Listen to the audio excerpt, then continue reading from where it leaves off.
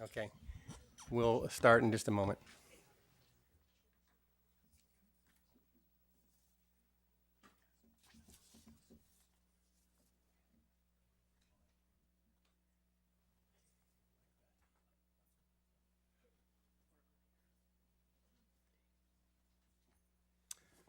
Okay, good morning. Welcome to the Board of Supervisors meeting for Tuesday, August 5th. We'll begin with the Pledge of Allegiance. I pledge allegiance to the flag of the United States of America and to the republic for which it stands, one nation, under God, indivisible, with liberty and justice for all. The roll call, please. Supervisor Groom. Present. Supervisor Horsley. Here. Supervisor Slocum. Supervisor Tissier. President Pine. Here. We'll now take public comment as we do at the beginning of each meeting. This is a time for individuals to speak to items that are not on the agenda or that are listed on the consent agenda or on the county manager's report or board members' report. So we do have a number of individuals who'd like to speak. Each speaker would have up to 2 minutes. And since these are not agendized items, we can't engage in a dialogue on them. So we'll start one moment.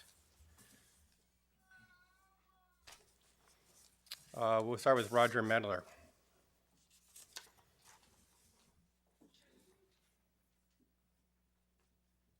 Yes, good morning. There was an ordinance in 2008 from the Independent Citizens Review Board, and it is 04430. I would like to know if it applies to the city officials. If you can answer that, I don't know if you will or not, but we'll give it a try. I want to know if it applies to Karen Irving and Marianne Nyhart.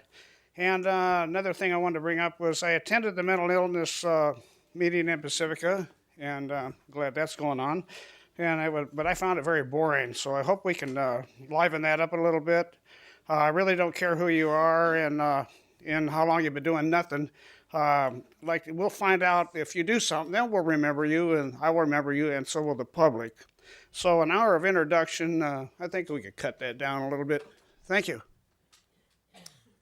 Therese Dyer.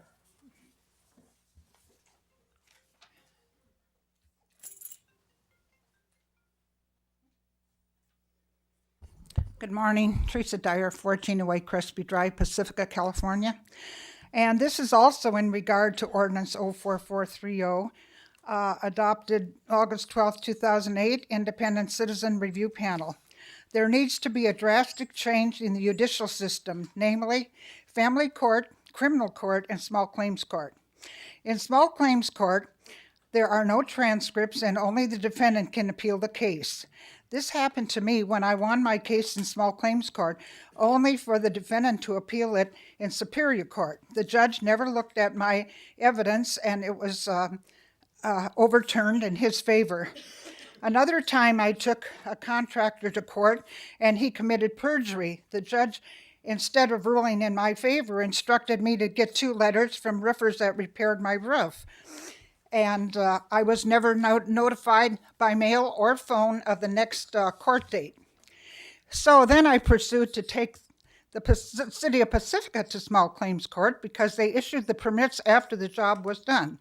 Despite the fact that I had expert witnesses and everything, and the judge said she would keep my papers for 2 weeks. She kept them for 90 days and never signed it, never gave me a reason in her ruling. Only some clerk checked it off and said that the city of Pacifica didn't owe me any money. Thank you. Thank you. And Martin Fox.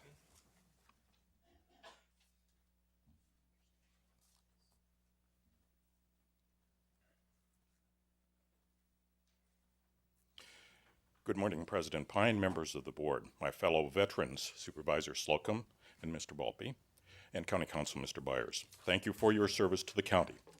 Please vote to implement Laura's Law now. The problem Laura's Law solves is the barbarism that the health system's intellectually and morally bankrupt policies and procedures have unleashed and resulted in the deaths of persons living with untreated serious mental illness like Yanira Serrano and Half Moon Bay, Errol Chang in Pacifica, Robert Cano in San Mateo, Edgar Aristando in Burlingame. Those deaths remind us that at the very least, those who lack the insight needed to seek treatment voluntarily must be protected from the barbarism of a health system that puts their lives, the lives of their family members, and the lives of sworn law enforcement officers like Millbury Police Officer Chakouti at risk of death. Laura's law seeks to protect human lives. The health system's policies and procedures promote a culture of brute and mindless disdain and death. A person's right to refuse treatment is legitimately limited by the health and safety of others, and it is not some imaginary absolute civil right. To argue the health system side is to make the case for hospitalization recidivism, criminalization of those least able to defend themselves, and it erases the moral distinctions from which the concept of humanity arises. Vote to implement Laura's law now, unless you want to perpetuate the incidence of serious mental illness and risk creating more victims of irrational, immoral, and fantastically wasteful health systems, policies, and procedures. Thank you. Thank you. We also have a speaker card from Mr. George Eshu. And I just want to speak to this briefly. Mr. Eshu, actually, we just don't think what I would suggest we do is there's some factual information that apparently you've shared with our staff, which our staff's going to look at. So we're going to take this item off of consent and address it towards the end of our meeting once our staff has some time to look at this. Thank you very So much. if you can hold on to the end of the meeting. Yeah, I came up with some, there was some Yeah, new we'll information address it. this We'll address morning. that towards the Thank you. end of the meeting. Okay, so the rest of our speakers, I believe, are here with SEIU. So I have four speaker cards. Is there anyone else from SEIU who would like to speak? Or if I have the cards, I'll go ahead and call those names. First, we have Jeff Weaver.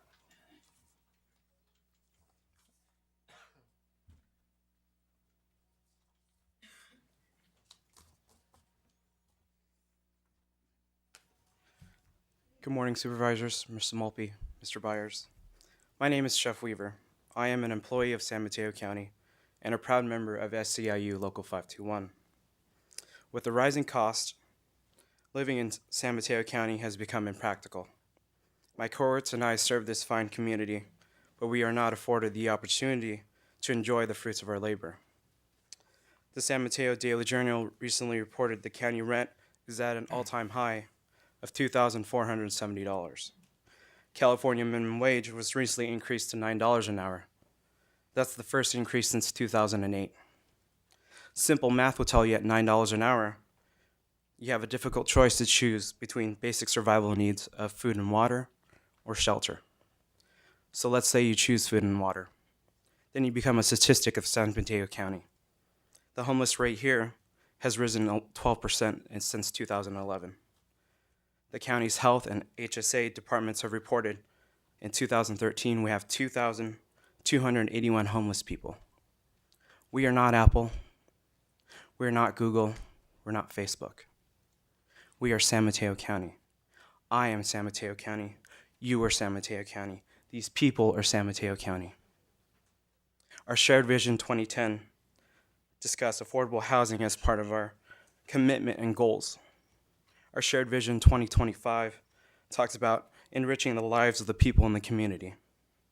But how can I or anyone take stock in that if we can't afford to live and raise families in the community that we live in? Thank you for your time. Thank you for your comments. Luis Elioto Perez.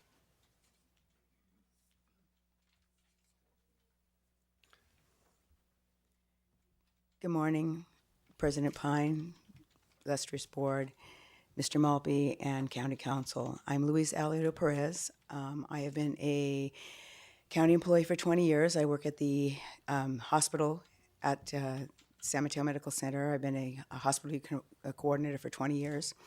I'm also the chapter chair for SEIU Local 521 here in San Mateo County. As you know, the minimum wage in San Mateo County is $9 an hour. This is the lowest wage that the law permits.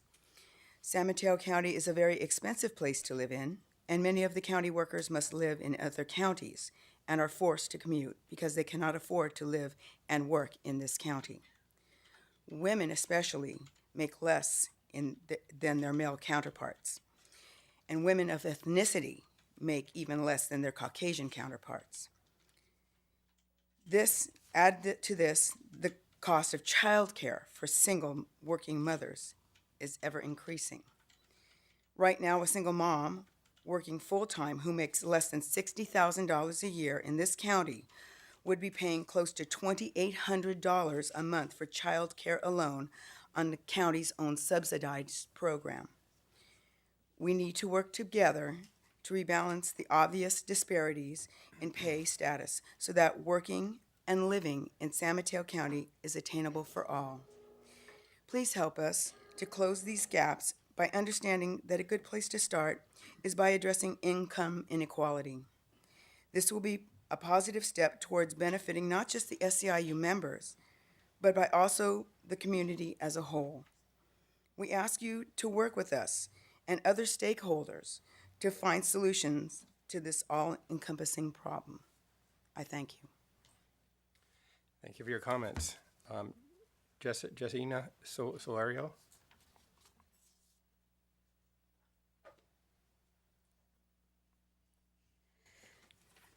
Good morning, everyone. My name is Yesenia Solorio. I am a home care worker here in San Mateo County and a member of SEIU Local 521. I am here today to talk about a growing economic crisis in the county. I am a single mom of two little boys. One of them is 5 years old. He's diagnosed with cerebral palsy. In other words, there was lack of oxygen during his birth.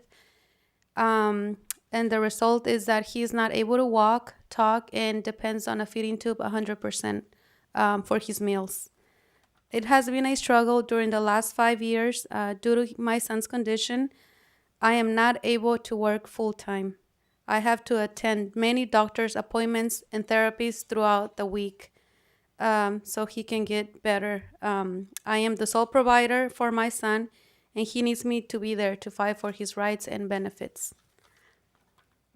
We often hear that San Mateo County is rebounding from the Great Recession, but I can tell you that the benefits of the recovery are not being shared equally. Women and minorities are being left behind. San Mateo County is one of the wealthiest counties in the state. However, nearly one in four single mothers with children in the county live in poverty.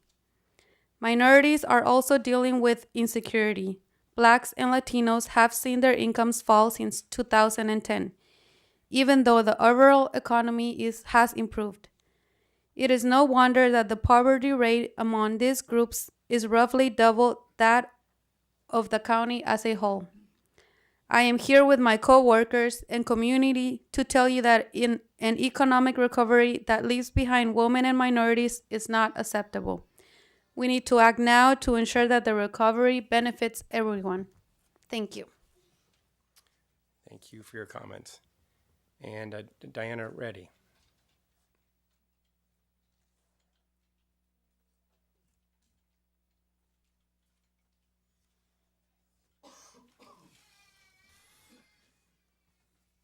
President Pine and supervisors, I'm Diana Reddy. I work with Housing Leadership Council, and today I'm here supporting the SIU in-home care workers and lending a housing voice to their story. Economic recovery has been amazing here in San Mateo County, and unfortunately, as was said, it has not affected everyone, and in particular, women and minorities. The county is becoming increasingly unequal and unaffordable to all but the wealthiest among us. 47 to 50% of all residents in the county and in our major cities are renters, but about half of those renters are at risk of having to choose between paying for housing or other basic necessities like food, medical care, and transportation. And we've discovered that the people who work here the lower their income, the farther east they must go in order to find housing. And this has become unacceptable for those jobs that are so critical to our community. And one of the jobs that I frequently list when I'm talking to cities are the in-home care workers. They are essential to our community, and we need to find ways to create housing and protect the renters that are currently still living in our community. I won't repeat the things that were said already, but Housing Leadership Council and its coalition partners, including Sierra Club and Peninsula Interfaith Action and others, are talking to cities during their housing element process about finding innovative ways to increase affordable housing, but also ways to protect the renters who are currently living in apartments that are affordable to them. Thank you. Thank you for joining us and sharing those comments. So I don't have any other speaker cards. Is there anyone else, particularly from SEIU, who would like to speak, who didn't submit a card? Or okay, well, seeing none, again, as I mentioned at the beginning, for those of you not familiar with the board process, when an item isn't on the agenda, we can receive this testimony, but we're not able to engage in a dialogue about it. But I will say that you're all very, very articulate and very clear in your presentations, and the issue of income inequality and the difficulty of living here is something this board thinks about, does think about really every day. So we appreciate you coming.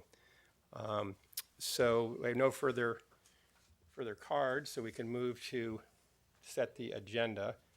We will remove the is it item 24 concerning the liquor license. We'll move that to the end of the meeting. Okay, with that then, I will move to set the agenda and to approve the rest of the consent agenda items. Second. A motion made and seconded. All in favor? Yes. Aye. Aye. We'll take a moment to let folks resettle.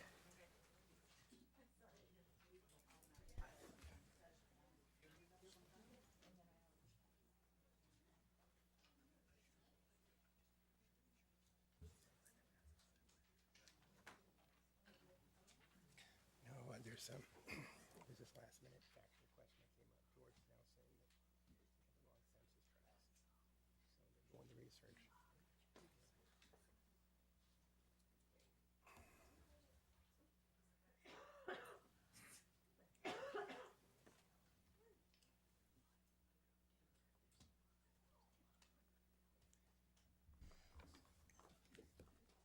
It's funny, the whole ABC thing is, yeah.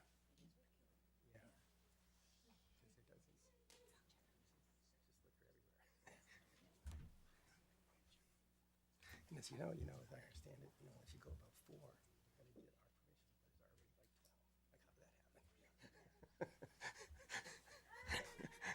but it's already like 12. Like, how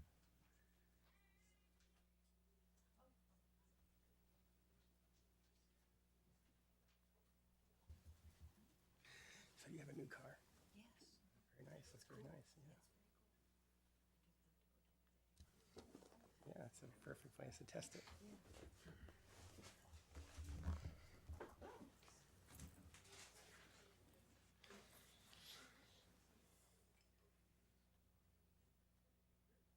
Yes, indeed.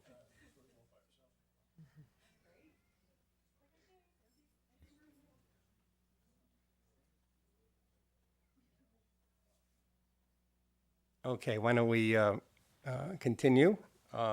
We will move to presentations and awards, and yield the microphone to County Manager Malpe to speak about our Employee of the Month.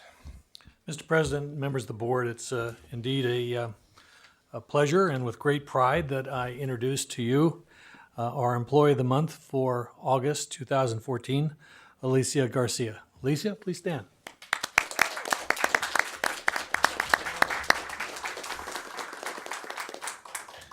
Believe me, Alicia didn't want to be here today.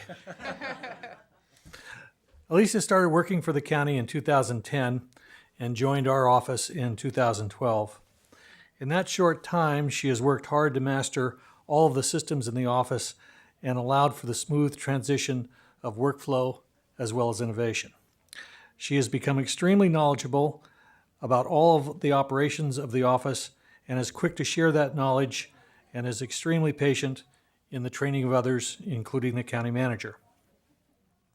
Alicia has constantly strived to assist our internal and external customers with the highest degree of service. She even works well with the Board of Supervisors, and we know how difficult that is. Just those four. And above all, she always goes above and beyond what is expected in serving the public. In fact, most recently, in June, Alicia was standing on the corner of Marshall Street when she noticed a woman sitting on the bench in front of our building who was in distress. The woman's condition deteriorated as people continued to walk past without offering any assistance. Alicia ran across the street to render aid to the woman just as she collapsed. Alicia noticed that the woman was still breathing but appeared to be having a seizure. She offered assistance and then ran inside a nearby building and summoned employees to call 911. Alicia then ran back to aid this woman and waited for the emergency personnel to arrive. Upon arrival, the emergency personnel were briefed by Alicia as to what she observed regarding the woman so that they could promptly administer the appropriate emergency care. There's no doubt that Alicia's quick and unselfish actions toward another human being resulted in the immediate response of first responders that rendered aid to someone in distress. It is without reservation or hesitation that we acknowledge Alicia for her humanity toward another person and her overall day-to-day excellence in an outstanding customer service. Indeed, the county and our office and me personally are fortunate to have Alicia Garcia as one of our outstanding employees.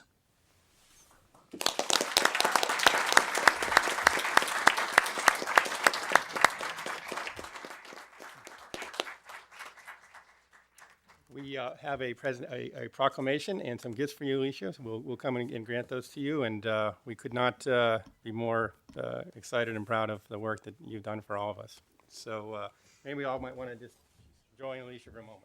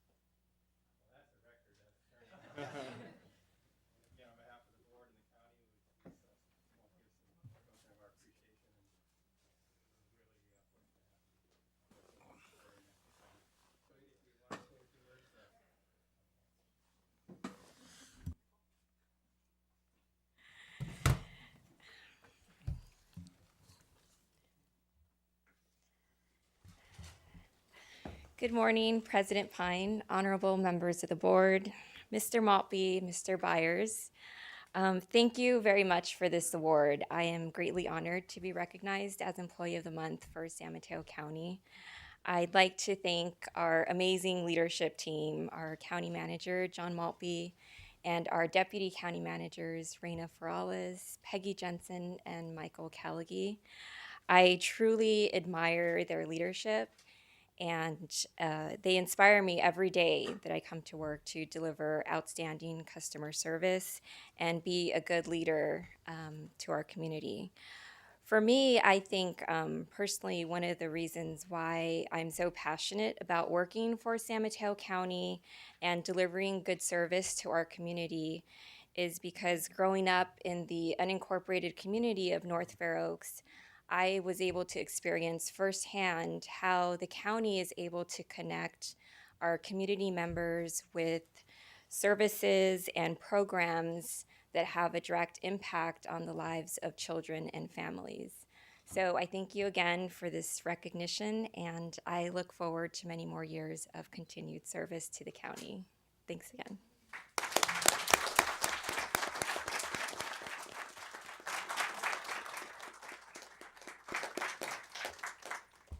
Thank you for sharing those remarks, and it's very inspiring for all of us, and we are so fortunate to have you supporting the county and doing the work that you do.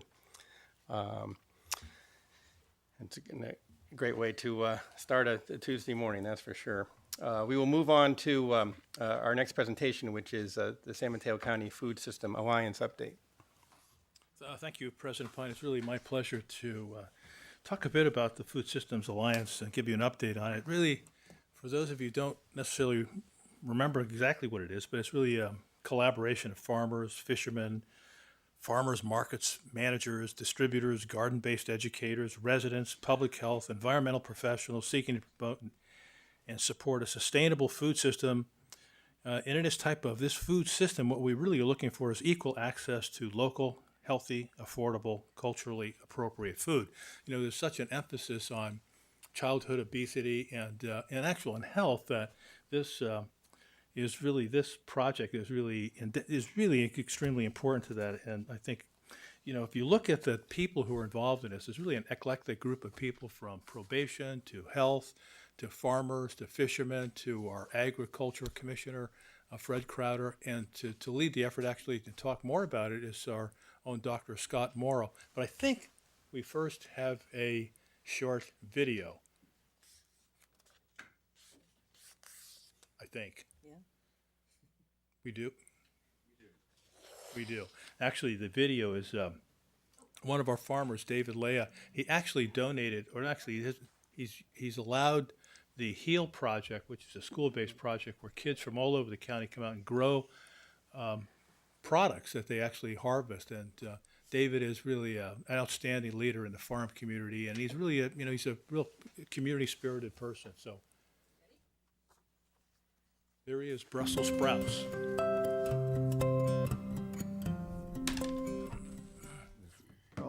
4, 5, 6 years old. There are only a few things I can remember. And I remember my father farming, irrigating artichokes on top of the hill.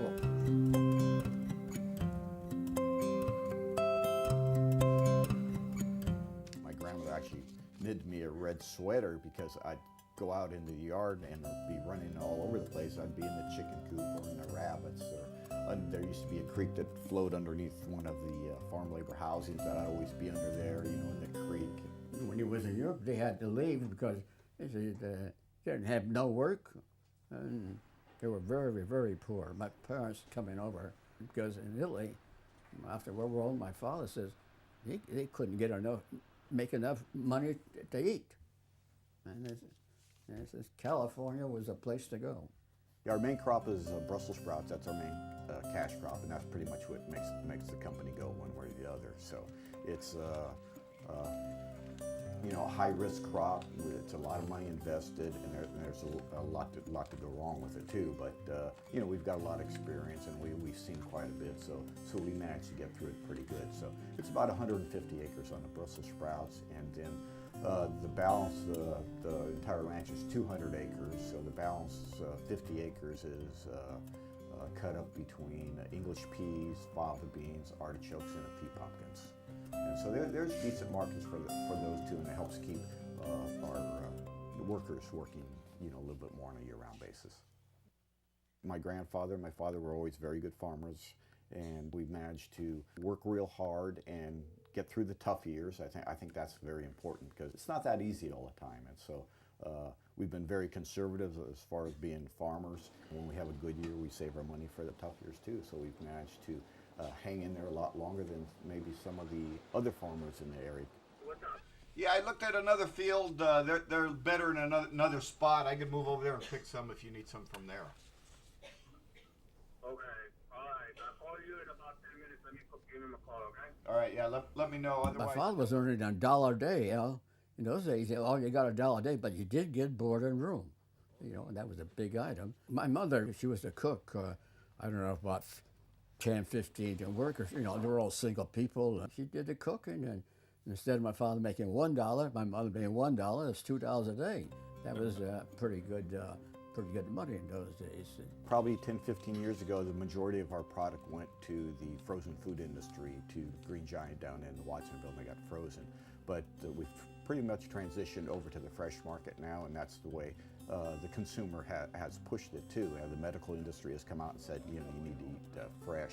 I think that's helped quite a bit, and I think with refrigeration and different varieties now we're able to grow product more year-round. But we do sell quite a bit to the Bay Area chain stores, and we go up to the San Francisco Terminal Market, the South City Terminal Market, the Oakland Terminal Market, and probably another 50% of it goes to a vegetable broker down in Santa Cruz, and he distributes it throughout the United States, actually to New York quite a bit.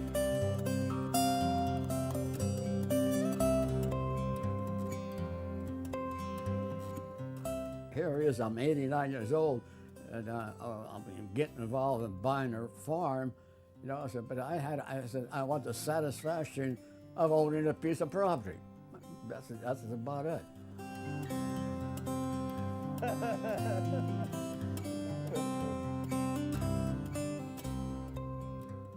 Even though we've leased it all these years and we've been on it, I always felt it was mine and treated it like it was mine. So now I think it's really going to be satisfying to really say, okay, I really do have it now. Everybody's very, very excited about it. You know, the workers are too. They're glad, you know, that you know, we're buying it. And same with my family. And I was really surprised with my wife and my two daughters. They're very, very encouraging. Maybe myself, I was a little bit on the nervous side because, you know, I'm certainly the one out here and I have to work the ground and make sure I get the payments in and what have you. But they're, no, you got to do this, Dad. You got to do it. So, and their goal is to keep it in the family even down the road. Things are better now to own land than it was here on the coast. I say last 20, 30 years ago.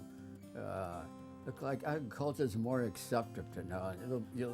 And at farmer, you're looked up a little bit now. Post has been a very good landlord to me, you know, ever since they purchased the property. But it's been a complicated transaction, that's for sure. But I think Post has tried very hard to make sure all the needs that I need on this farm are that they've accommodated for it. So I've got to say they worked real hard. I think it's been a good transaction, and I'm very pleased with it. That's for sure. But I'm very proud to say that for the first time in 4 generations, the name is now Leah on the title and will be. So congratulations. And then Post, I got to give them credit. They made a big change here on the coast. Whether they saved the industry or not, but they made it for people that don't own a piece of land. That would probably stay in agriculture for years. But I think that the reason farming land's getting scarce. So I'll send you 50 then, okay? All right. No, I hear you.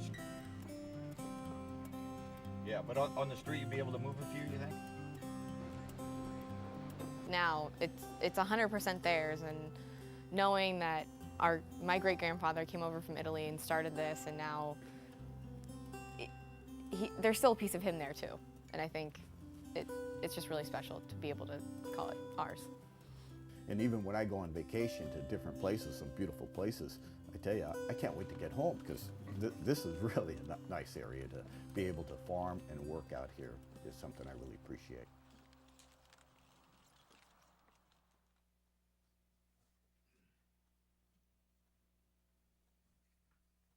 Just before Scott speaks, actually, Post has really helped a number of farmers out there. That land that there's another one, John Giusti, who grows artichokes, and his whole fields. He would tell year after year the developer would always say, "I'm going to turn it into a golf course." So Post actually bought the land and sold it to John Giusti. There's a couple of other farmers as well. They've really been great partners in preserving our agricultural heritage on the coast side. So I really want to thank Post, Walter Moore especially.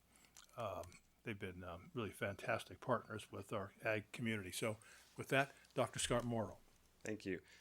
That video is great, and I think it illustrates a lot of the principles that the Food Systems Alliance is trying to promote. I do want to say, and you mentioned it, it's not in the video, but David donated his land, so that the county school farm could exist. Thousands and thousands of kids from our schools go there every year. to plant and harvest and to understand the relationships between food and health. And so it's really awesome, the stuff that he's done. I'm Scott Morrow, the County Health Officer. I'm presenting with Fred Crowder, our County Ag Commissioner, today on behalf of the Food Systems Alliance. Don mentioned the Food System Alliance is a bunch of different folks from a bunch of different organizations who are aiming to promote and support a sustainable food system. To us, sustainable means economically viable, environmentally sound, and socially just. And we might add local too. And it's been operating since 2006. So it was mentioned earlier, air, water, food, shelter, and the income inequality things. When you talk about air, water, food, and shelter, everyone immediately recognizes that those are the kind of the most basic needs of humans. And probably with the exception of shelter, they also represent probably the greatest challenges our species are going to be up against in the next near and distant future. Air, it's quite clear with climate change, this county is going to be one of the most impacted areas in the state and perhaps the nation. Water, it's quite clear what's going on with the drought, and that's only probably going to get worse in the distant future. And food, people don't think that but food is also a huge issue for the future. Our food system is broken. It doesn't seem broken to us now, but it's broken because it's unsustainable. We are not going to be able to sustain the current food system. It has to change. And so you wonder, what can San Mateo County, little dinky San Mateo County, what can we do about these kind of massive things? Well, we can do a lot. One of the things we can do is protect ag land. We can keep productive ag land in production. We can try to facilitate local markets so that local food is sold to local consumers. And probably most important, we can teach our kids to make better decisions than we've made. And those are actually the 3 goals of the Food Systems Alliance. To promote a direct market in this county. The big focus is on farms to schools, but farms to other institutions, very important. Increased garden-based education, and to keep productive ag lands in production. We're here to present 2 studies today. One is the food shed assessment, and one is the feasibility study. The food shed assessment, of which you should have a copy of, is a large group, and it's a large study of about 100 pages. You have the executive summary in front of you. A huge amount of work went into this, and I do want to publicly acknowledge Jen Gross, who was formerly an employee of the Health Policy and Planning Unit in the Health Department, who just put an enormous amount of work in getting this done, both this and the feasibility study, and I really think it's going to move us forward. So thank you very much for doing that. I'm not going to spend a lot of time on the food shed assessment, but basically it goes over kind of what the existing infrastructure is for the food in the county. It goes over production, processing, distribution, consumption, and waste, kind of the whole cycle of food. It's there mostly for a reference for people who want to do more work in this area, and it's a really great report. The next report I want to talk about is the feasibility study. We're going to spend a little bit more time on that. This is the feasibility study. You also should have copies of this. The feasibility study was commissioned to determine, can we actually get local foods into local schools? And the CAF, which is the Community Alliance of Family Farmers, helped us with that. Very good methodology, good research across all of the various sectors to bring us the results. I just put that in because I could look at that. I could look at that picture all day. I think that's Kellex's son. The human. So these are the study findings and recommendations. Basically, a very interesting study. It's not feasible to get local food, our locally grown food, into our schools. We kind of knew this in that we've spent years in trying to get a San Gregorio grown strawberry into a school intact as a San Gregorio grown strawberry, and it's really not possible with the current distribution system that we have. But they did make some recommendations that we could do to make it feasible, and these 4 recommendations are up here. One is to increase coordination, elevate local branding, enhance production, and support an independently operated service facility. I'm going to speak a little bit about the increased coordination, then I'm going to turn over to Fred. The distribution system kind of conspires against this from happening. This is a very important thing, getting local food into local schools for a variety of reasons. But the distribution system doesn't let that happen. So we believe that a market facilitator, someone who could make a market between the farmers and the schools, is something that would ultimately work. I'm going to talk a little bit about that in a second. So I'm going to turn it over to Fred to talk about the rest. Good morning, members of the board. I'm Fred Crowder, the County Agricultural Commissioner. It was interesting. The feasibility study, we really wasn't feasible because we lack the infrastructure to be able to make that happen. But it's not something that we can't compensate with or improvise with some creativity. But San Mateo County is a uniquely challenging environment for our growers in that it's expensive to do work here. And as far as diversifying our crops, it's difficult to do that because with the California regulatory environment, the cost of housing, the cost of labor, just the basic cost of services kind of dictates to the growers what crops that they can produce. They really are kind of pigeonholed into producing high value crops and that are relatively low diversity. And so, however, some of the recommendations within the feasibility study were to increase branding and recognition of it, something similar to what we're doing with the food, with the As Fresh as It Gets program, and also to get more involved in direct marketing. We see that with farmers markets, community services associations, CSAs, community-supported agriculture, and also farms to institutions like we saw a couple of weeks ago with Año Nuevo, Google, and Pie Ranch. Those types of opportunities eliminate the middleman, and they also provide for the grower a higher rate of return for the respective crop that they're selling by doing that.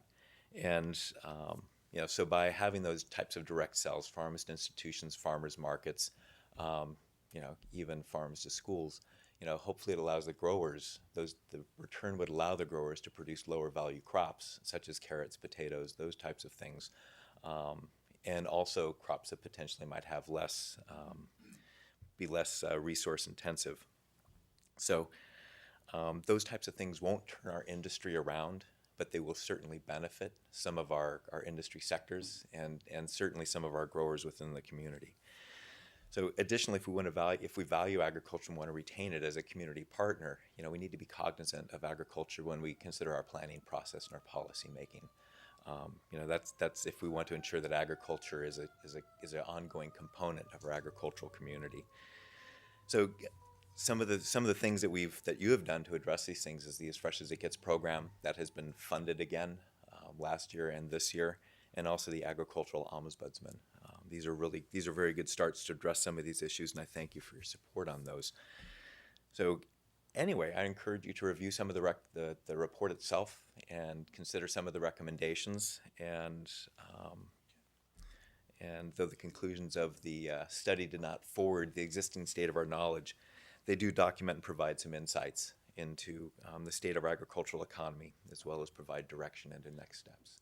So that's all that I'll say. Unless you have any questions, I'll turn it back over to Dr. Morrow. Actually, I might add one question, if I may. At a recent meeting, I think we heard about how Google had entered into some sort of arrangement with one of our farmers. And I forget what those are called. It's a term of art. Community-supported agriculture or farms to institutions. Right. Yeah. And so it sounds, and I don't recall what type of produce that is procured by Google, but wouldn't there be any way to kind of tag along with that effort to get some of that food into our schools? I mean, maybe Google would be very supportive of that. If only our schools had the money Google has, we'd be so much better off. But no, it does provide a good model, and that was one of the things that we had talked about through the Food Systems Alliance and with Dr. Morrow and others, which was finding some kind of a model that we might be able to set up and pave the way for, how to do this and how to make it happen in schools. And the Google model with the Pie Ranch and Año Nuevo provides a good model for that. Thank you. Thank you. So next steps for the Food Systems Alliance is really to put a lot of effort in getting this market facilitator function available in place. All of the farmers are interested in selling locally. All of them are interested in entering into contracts called contract buying, so they contract directly with either an institution or a school. It's just going to take someone to put that together. We think it's going to take 3 years of someone kind of working the ground to get those things off the ground. So we're currently looking for funding to do that. We think after 3 years is probably a self-funding activity. And finally, in conclusion, I think it's important for the county to really be full partners in this food systems work. We're doing a lot already. Supervisor Hordley's office is doing a lot on the coast. I know Steve in planning is doing a lot with trying to assist. Post is doing a lot. Midpen's doing a lot. RCD is doing a lot. I do want you to know about the 100 Ponds project. I hope you know about that and support that when it comes before you in the future. That's an extremely important project that will store water for farming. On the garden-based education front, I know we're entering into the big lift, and I'd really like to find a way to integrate garden-based education into the big lift. So anyone who could help me navigate those waters, I'd very much appreciate that. And I also think that we could we also buy a lot of food. And so we could do some contract modifications of our own contracts that say we will buy local food. 10% of the food that we buy will have to be from San Mateo County. Other people have done that, and I think it's been very, very successful. So it's basically the reports, and I'm happy to take any questions if there are any. I just have one quick story from David Leah was telling. When you go into the packing area, you can't have jewelry, and you have to wear a hairnet. And Congresswoman Jackie Spear went there, and so I asked David, "Did you tell Jackie to take her jewelry off and put on a hairnet?" He said, "You better no way am I going to tell a Congresswoman to put on a hairnet and take her jewelry off." Mr. President, if I could ask a question. One of the things that you didn't touch on, but I know that you have been involved in the past, Scott, for lack of a better term, is urban farming, turning urban areas, garden plots, and less commercial. Would you comment on that and what we could do from a planning standpoint to facilitate those sorts of activities? It's a very, very long answer, so I'm not going to give you a long answer. Part of the Food Systems Alliance is interested in urban agriculture. So there's a variety of things that can be done to support backyard farmers, community gardens, the Phoenix Garden being one of them, which is up at the Youth Services campus. So there's there's just thousands of things that can be done. So we hope to not necessarily work through the board. Most of that's city land, so we have to work through city planning processes. But that's definitely on the radar, and we hope to do more of that. A personal goal of mine is that there's a community garden within half a mile of every single resident in the county. I don't think that will happen in my lifetime, but I think it's a really good aspirational goal and really important for not just from a food perspective, but from a social cohesion perspective and many other reasons. So thank you. Thank you for your time. Thank you for the presentation. Thank you for bringing that forward, Supervisor Horsley. We're just so fortunate to have the agricultural assets we do on the coast. It distinguishes the county in so many positive ways. And I think that East Palo Alto has a fairly large garden program. That's true too. So we have talked with them about their urban garden and seeing if there is some way of having some tax relief for that plot of land. Well, we'd certainly have to take a look at other cities because we have lots of cities with big community gardens. Okay, our next presentation, Supervisor Groom on the Bay Area Quality Management District's Thank you, President Pine. Great Race. Really happy today to talk about the Bay Area Air Quality Management District and its winners in the Great Race for Clean Air. The Great Race for Clean Air is a 2-month competition between Bay Area employers to see who can reduce the most carbon dioxide by encouraging their employees to use commute alternatives such as public transportation, carpooling, van pooling, bicycling, walking, anything but driving to work alone. So during the months of March and April, 1,007 employees from 70 Bay Area companies logged in their air-friendly commutes. Approximately 773,000 pounds of carbon dioxide was saved by employees during that time who chose not to work alone. So Bay Area winners are recognized for highest CO2 savings, highest level of employee participation, and the highest percent of clean commute days. So we have 2 San Mateo County winners today that I'm really proud to introduce. For the highest level of carbon dioxide savings, it's Gilead Sciences, and accepting is Walter Russo, who's the Director of Security. And for highest level of employee participation is Virgin America, one of our newer companies in San Mateo County. And accepting this trophy is Mansi Argawal, who is the internal communication specialist, and Franco Finn, who is their engagement and communication specialist. So I have trophies for you.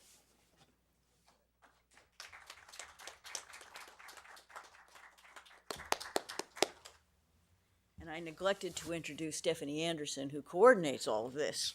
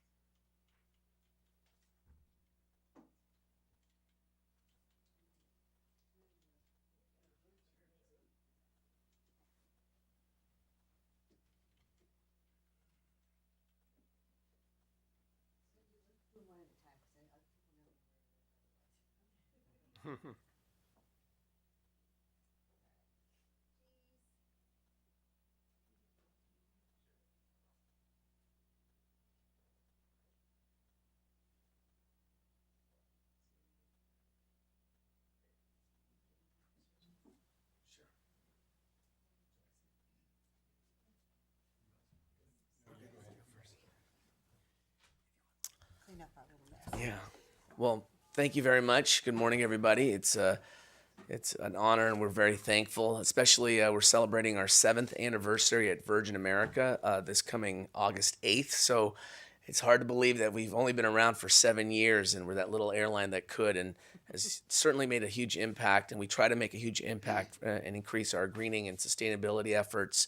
Manzi and I and our team have really worked hard to try to engage people in fun ways and creative ways. And this year was probably definitely one of our most successful engagement efforts, and also highest participation. And our quality of events have been great, and this award definitely proves that. And so we're very proud and honored to celebrate this. And we're the only California-based airline, and we're very proud of it. And we're right here in San Mateo County. So thanks again on behalf of Virgin America, and we'll continue to further those efforts for the coming years as long as we're here. So thank you very much.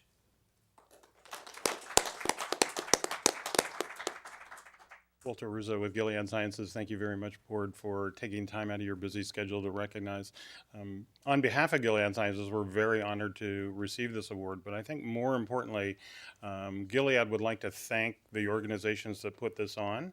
So Community.org, Community Focus, and the Bay Area Air Quality Management District. This is a great event because, as you know, it's very difficult to get people out of their car and alternate commutes. So this is a very positive approach to do it. It's that friendly competition between companies. It's the incentives that they give to employees. So I'm involved in the alternative transportation program for Gilead, and this is an integral part of that. It's a way for employees to say, hey, you can try it out there and just see how it is for a couple of months. You might win a prize, and you contribute to Gilead, possibly getting an award.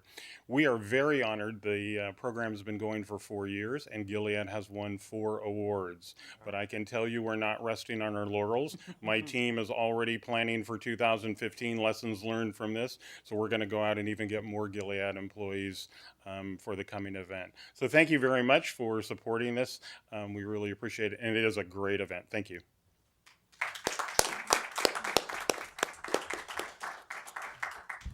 Thank you, Supervisor Groom, for bringing that forward. And we are fortunate to have great companies like Gilead and Virgin here in our county and showing leadership on this important issue. If my colleagues are okay with this, I would like to suggest that we now hear item 24, since I think we have all the information we need to consider the item. So perhaps, Mr. Byers, you want to summarize kind of where we are? Absolutely. Thank you, President Pine, honorable members of the board. This is listed under County Council, so I'm happy to kick this off. So to summarize, at your request, AV Energy LLC, which I believe owns a gas station, applied for a liquor license for their gas station, I believe, and Mr. Eshu is here to address the specifics. The gas station at 3201 El Camino in Menlo Park, which is the unincorporated area of San Mateo County, in North Fair Oaks specifically. Because the number of liquor licenses located in the census tract where this business is located or situated exceeds a legal formula that is set out by state law, and that formula is in law. State law also requires, and let me short parenthetical side note, the law allows automatically allows for 4 liquor establishments in the census tract, and there are currently 12. So if approved, this would be number 13. State law then requires that if the number exceeds 4, in our case, that the county play a role, and that's a pretty critical role. The county gets to determine, in your discretion, whether this is a board decision, whether further liquor licenses are appropriate, given the undue concentration of liquor establishments in this census tract. Specifically, state law requires that the county make a finding of whether public convenience or necessity would be served by the issuance of a further ABC license. Now, public convenience and necessity aren't specifically defined in the Business and Professions Code, but that is the standard. Now, historically, when the county receives these applications in areas where there is an undue concentration, the county follows a certain process or protocol, and we've done this historically. Specifically, the application is sent to two bodies: the sheriff's office and any advisory council that is in the affected area. And in fact, in this case, that process was followed. The North Fair Oaks Council considered this matter in some detail. I understand it was a very robust and engaged presentation and process before them on June 26th.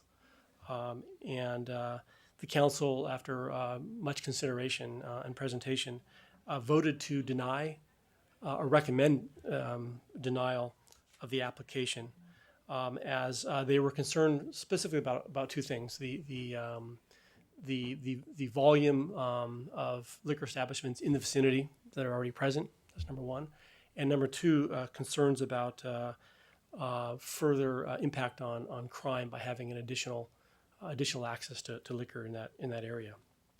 And there was a very specific conversations around both those items. The matter, as I mentioned, was also forwarded to the sheriff's office, and typically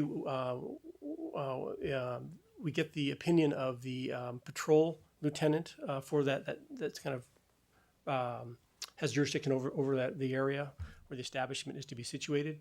In this case, the patrol lieutenant made a determination that no further liquor establishments are really needed in that area, so not necessary and convenient. So the recommendation today, as you know, is to adopt, is for the board to adopt a resolution that the public necessity and convenience would not be served by granting this license. I should note that the board has, pursuant to law, the board has 90 days from the date of application to make a decision. So today is the last board meeting to stay within that 90-day time frame. Although I do understand that Mr. Eshu, George Eshu, standing here at the podium and represents the applicant, has requested a continuance, and for what it's worth, I guess, is willing to waive that 90-day timeline, and that apparently ABC has indicated by phone that they would honor that if that were the pleasure of the board today. But anyway, that concludes my presentation, and Thank if you, you have any Mr. questions, Myers. obviously. Before we hear your comments, Mr. Eshu, I had a couple of questions just about how this process works for Mr. Byers, if I might. So are all census districts the same size? Like, there's this limit of 4 per census district. Do you happen to know that? I don't know the answer to that question. I know that it's based, right, there's something in the law that requires for every 2,500 people in the unincorporated area, there could be one liquor license. So somehow it's extrapolated from there. But in code, it's based on population. Okay. I think it'd be interesting, and this is the first time I've even been aware of this kind of regulatory, overlay, and I think it'd be interesting to see for our background, separate from this particular matter, is where the number of licenses that are issued in the county and where the concentrations are. I don't, perhaps that's something that it could be collected for us. Oh, I think there's no question that could be collected for you. Yeah, because I don't know, how unusual it is to have, more than 4 in a district. I mean, in this case, obviously, there's a long time ago it went all the way to 12, which you and I had a chance to discuss this a little bit yesterday. Is kind of curious how that happened. Yeah, and it could be that, and we haven't looked back historically to determine when those liquor licenses were granted. Many of them, I believe, were granted prior to this law coming into existence. Although there may be a few that have. I know it's been many years since this board has granted an additional liquor license in North Fair Oaks, and I understand that from one of my deputies. But we haven't gone back historically to. Yeah, to I mean, determine. I'm just a little surprised we don't see these more often. And my 3 years, it's the first one that's, I've seen, and people seem to be opening stores offering liquor a lot. But in any event, so those are all by way of background. Then this last final, this procedural question: if the sheriff's department is okay with, if the sheriff's department had approved it, would it even come to us? Is it always would it have to come to us? I was just curious. Correct. You are a subsidiary body or a person you would delegate to make the decision. So the law requires that the county board or a subsidiary body make the decision. Now, as a matter of historical practice, we've always sent it over to the sheriff's department to help you make that determination. But as a matter of practice, if the sheriff's department and say a local community council said, "Oh, sure, we're fine with this," they would still come here to us. That's correct. Okay. All right. Thank you for taking those questions. Any other questions for Byers? Otherwise, we'll turn it over to Mr. Eshu. Mr. Eshu. Thank you.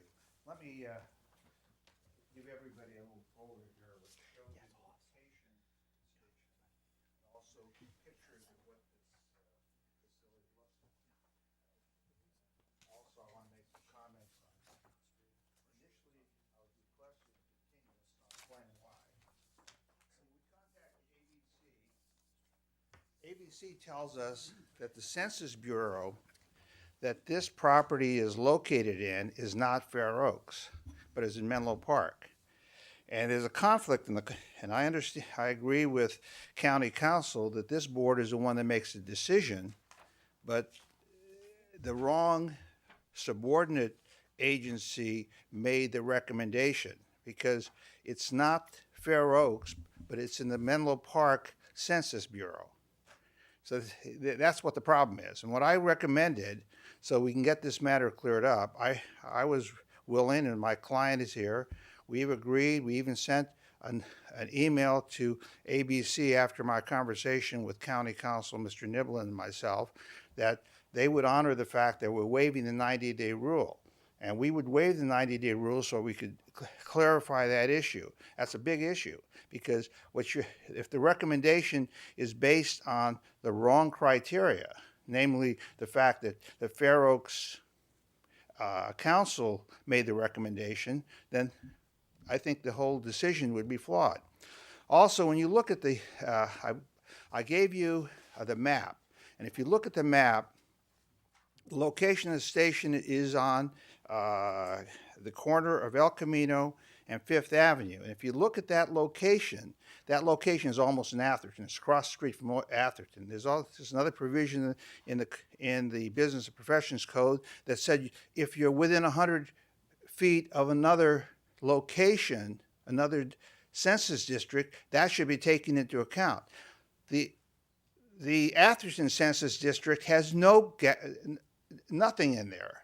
It has no stations whatsoever. It makes a big, big difference. The other thing, if you look at, looking at the first page is a map. That map shows you where this location is. Next. You can go ahead and take a little more time.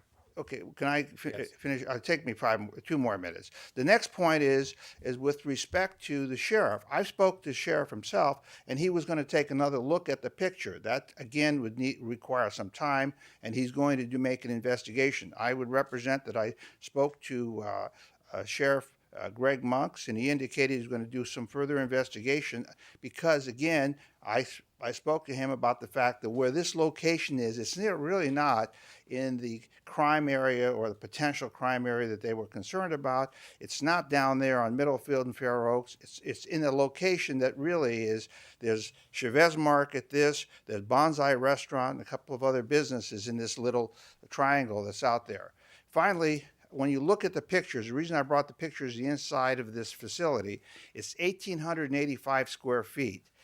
The amount of beer that would be sold would be in one corner of that. This is, and when you talk about public convenience and necessity, I can't think of any greater reason why you'd say public necessity. They're going in to buy some other stuff, the Cokes, whatever, and they buy a little beer. It's not a liquor facility in the sense of a liquor store, and it never intended to be that, and never will be that. So based on that, first of all, I would recommend that I would request a 30-day continuance so I can get a further report from the sheriff, and to clarify this issue with the ABC as to what happens when you use one census district. And I agree that the way I read the code, it looks like this governing body will still make a decision.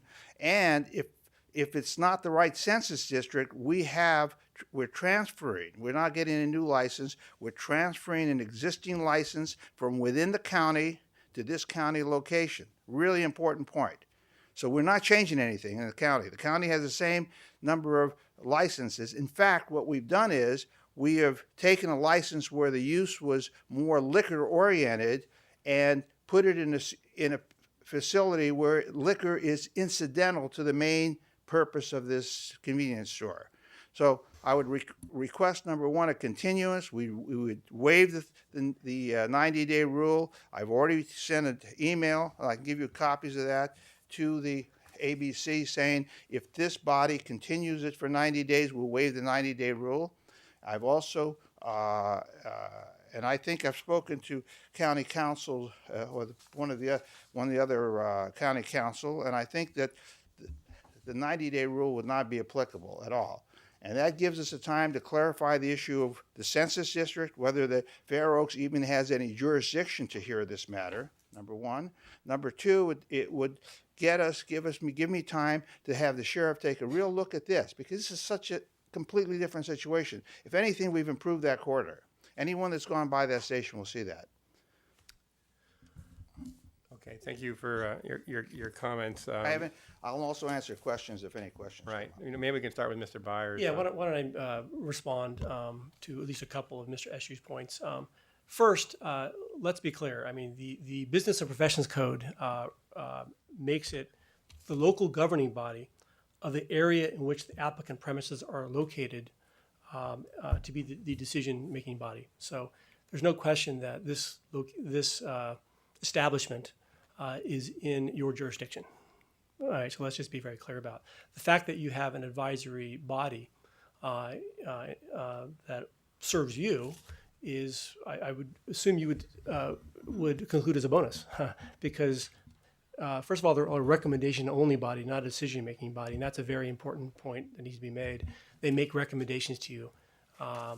They do not divest you of your authority to make decisions. So they provide additional process and gather additional data that is brought forward to you so you can make your decisions.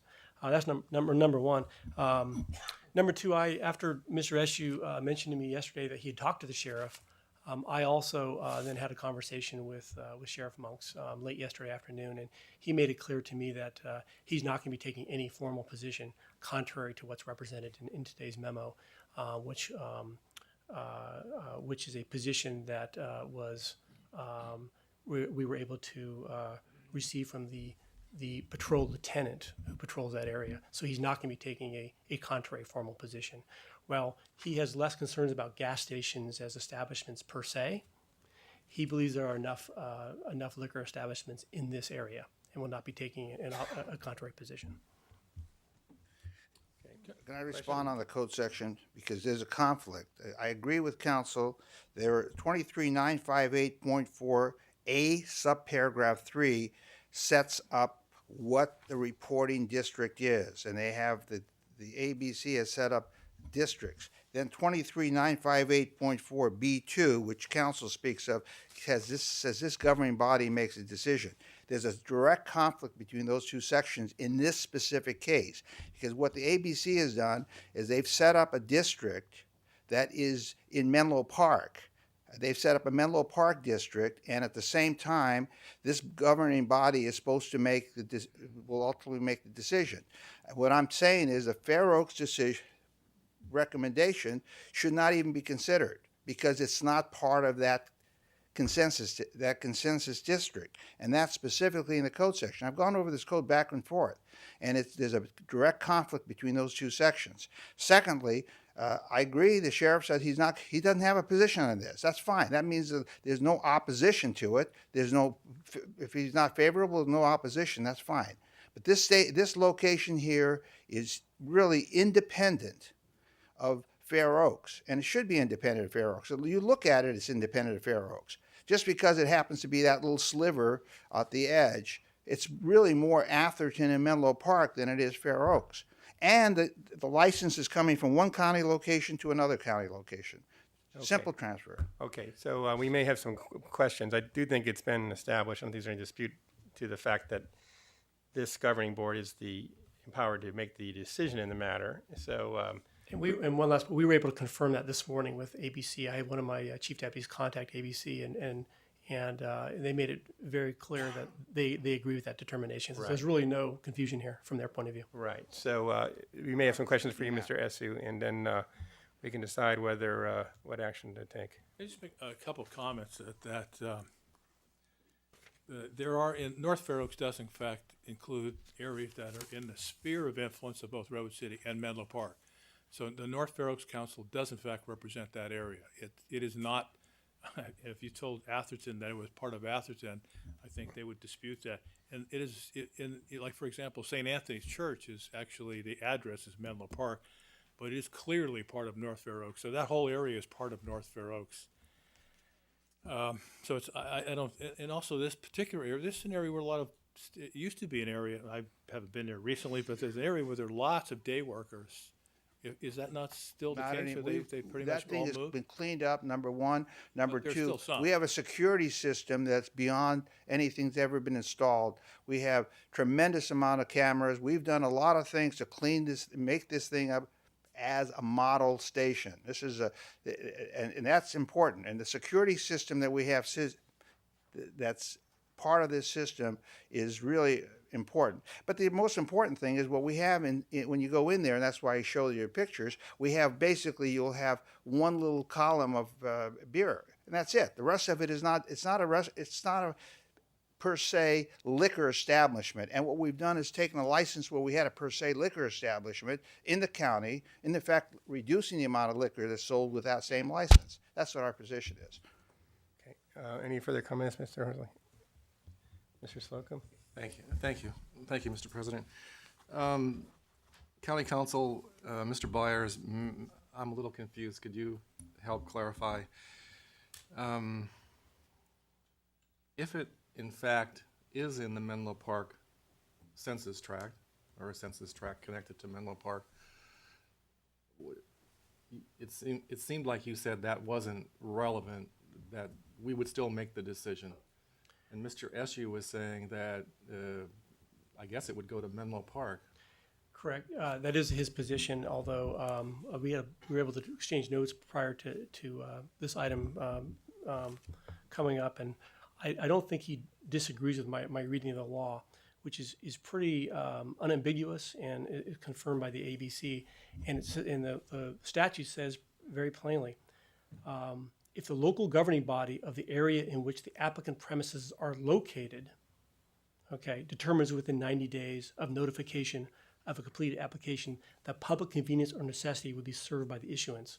And I mean, that's the provision of law that applies. It's very plain and unambiguous that you are the decision-making body because that establishment is located within your unincorporated jurisdiction. I got you. And you said ABC confirmed that too? Yes, they did.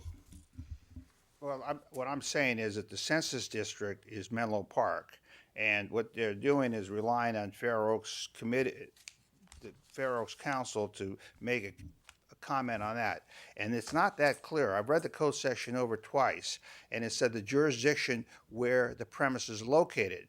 Well, is the jurisdiction where the premise is located the county because it's in the county, or is it the jurisdiction where the census district is? And there's an ambiguity, and you look at both those sections and you read both of them together, and there's a dramatic ambiguity. I've been a lawyer for 48 years. This is made for a lawsuit, basically. All right.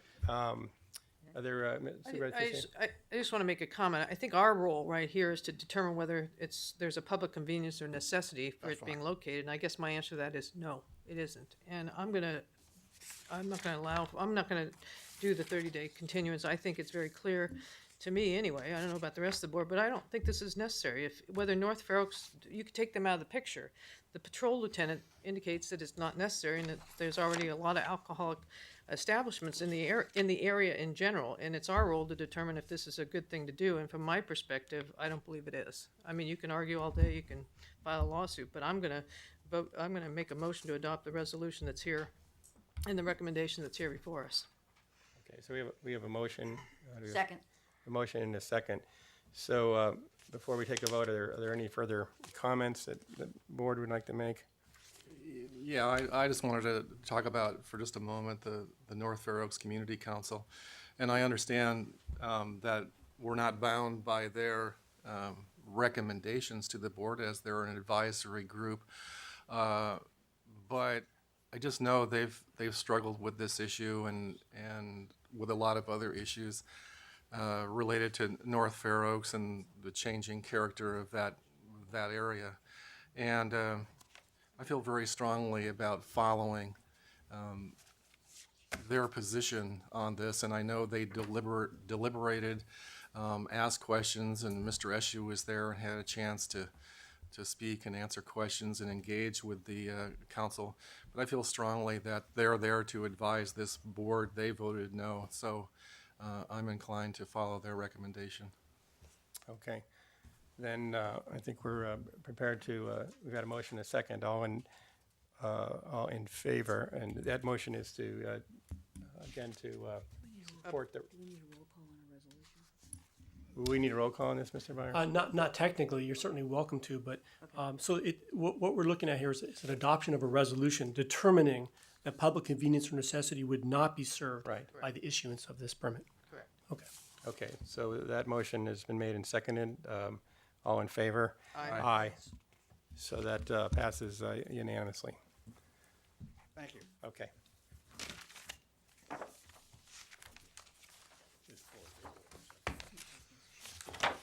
No, I closed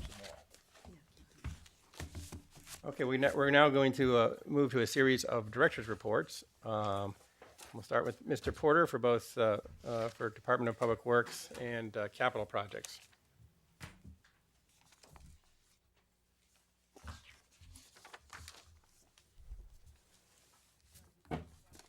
No, we'll do the department first.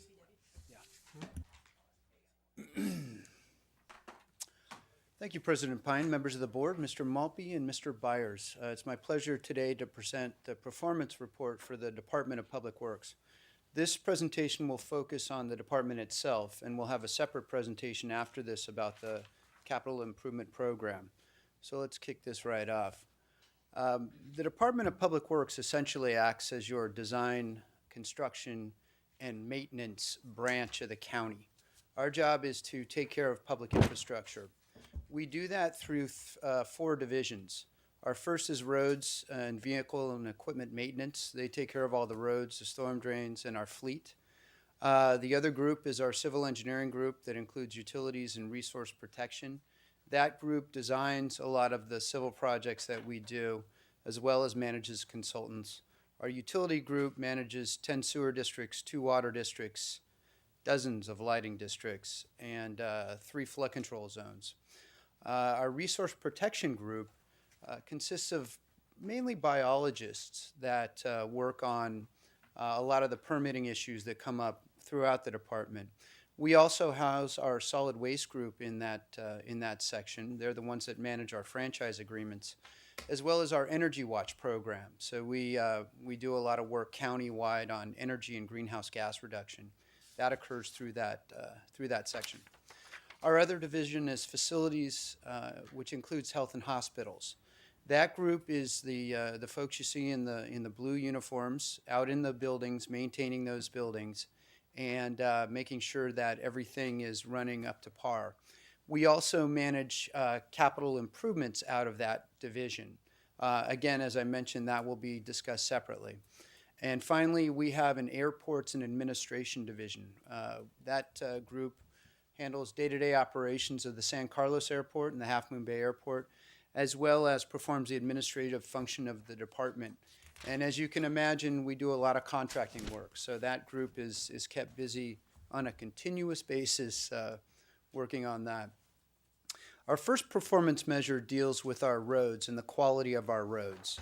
What you see here is a graph that shows the pavement condition index targets for both our primary and secondary roads.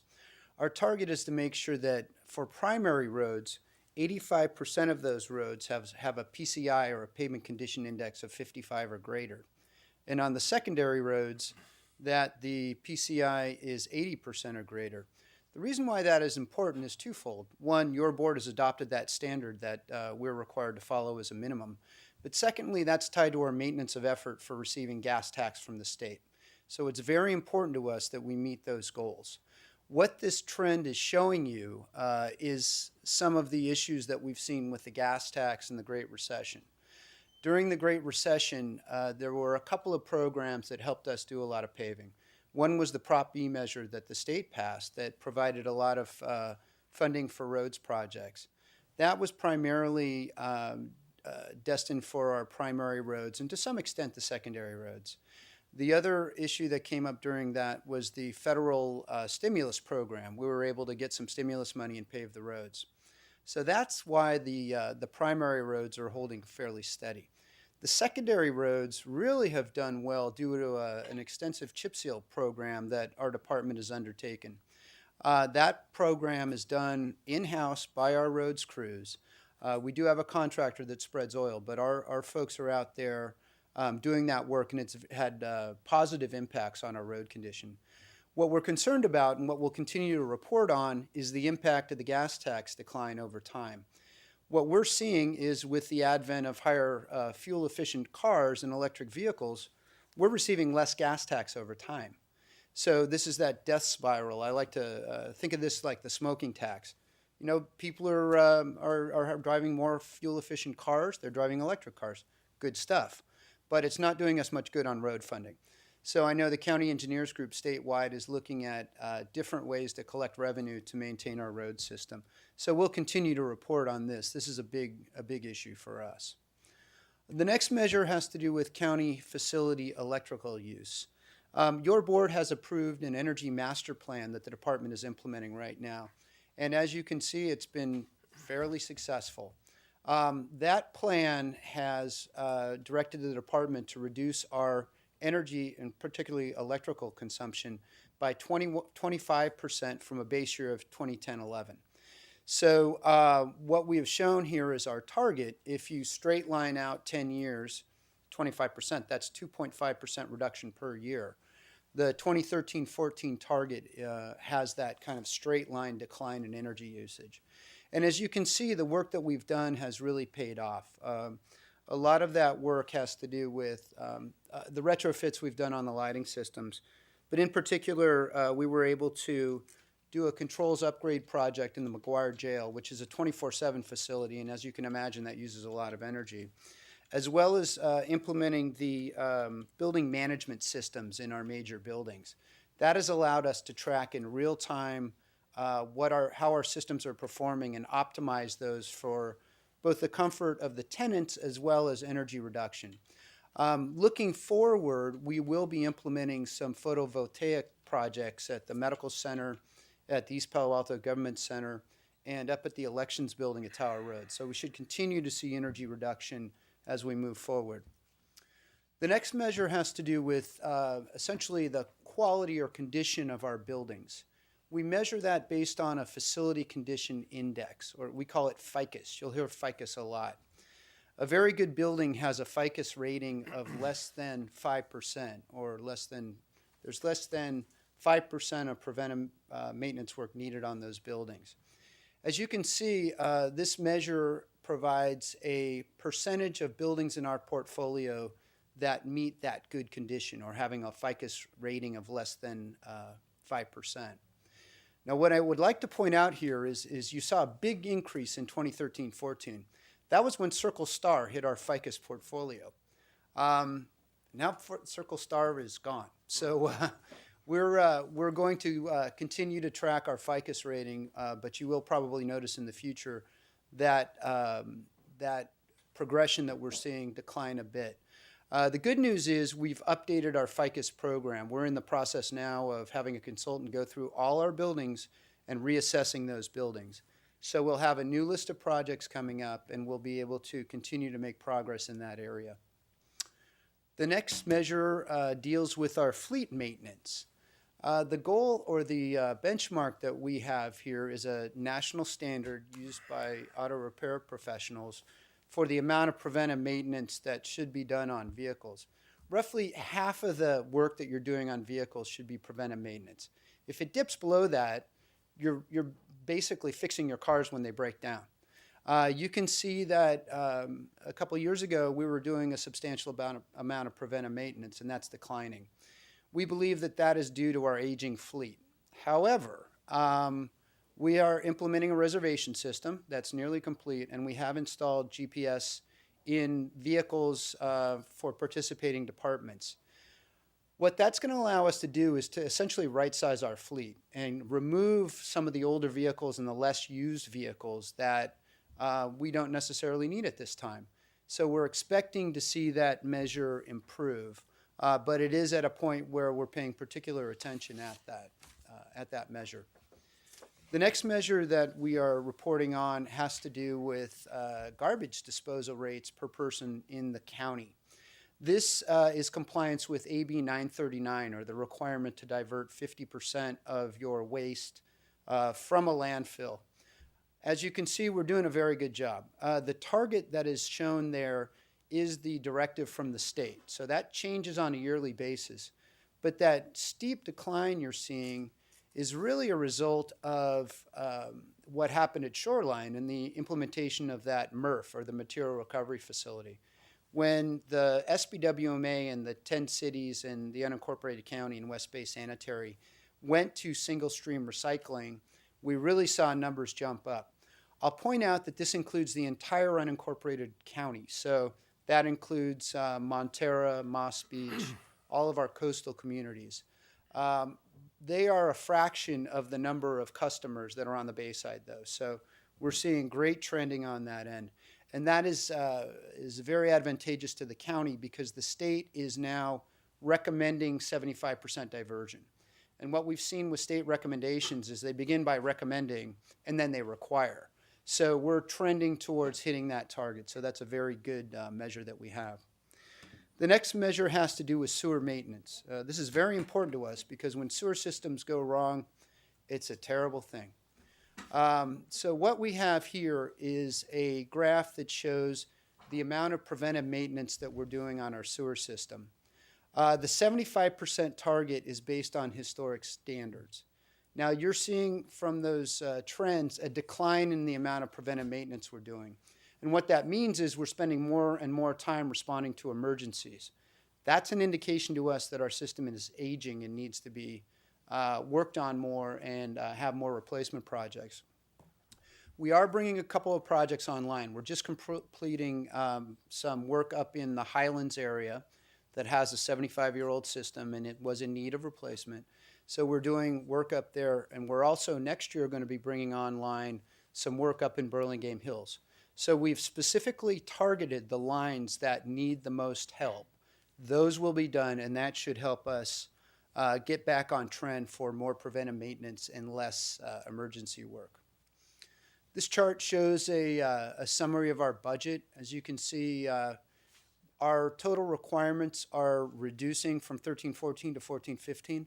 That is a result of getting capital projects done that are within the department budget. That's why you see those numbers coming down. We're pushing out more projects within the department budget, separate from the CAP program, and I'll discuss CAP later. Our FTEs are holding rather steady, and our net county cost is consistent at $445,000. I think the takeaway there is our department relies very little on net county cost. Of the $174 million that we have budgeted this fiscal year, only $445,000 of that is net county cost, and that really relates to our county engineer function, which is basically our county land surveyor. The state allowed reimbursements do not cover our costs. They're very low for processing maps. And the other portion of that net county cost relates to facilities that don't pay into the facility service charge. And those are specifically the child care center, to some extent the law library, and one other that's escaping me now, but I can certainly bring that back to you. In terms of highlights for this year, we had a very robust year. We were able to complete the Alpine Road bicycle improvements on I-280. That's right at the interchange. The photo to your left shows that magnificent fluorescent green bike lane. You will be seeing more and more of those. The bicycling community has given us congratulations on this project and likes it. You'll see a little bit later, we're applying for a grant to do the same thing on the Sand Hill Road overcrossing up between Menlo Park and unincorporated county on I-280. We are about to embark on reconstructing or building new roads up in Seal Cove. That middle photograph shows an unimproved road in that area that we're going to actually come in and pave. And that project, we would like to thank Supervisor Horsley for his work on securing funding to make that project happen. The photo on the right is Devil's Slide. That was quite a project. We were under a tight deadline to get that done. And although we would like rain, the drought really helped us because we got that work done over the winter. Had it rained more, we would have been very challenged to get that done.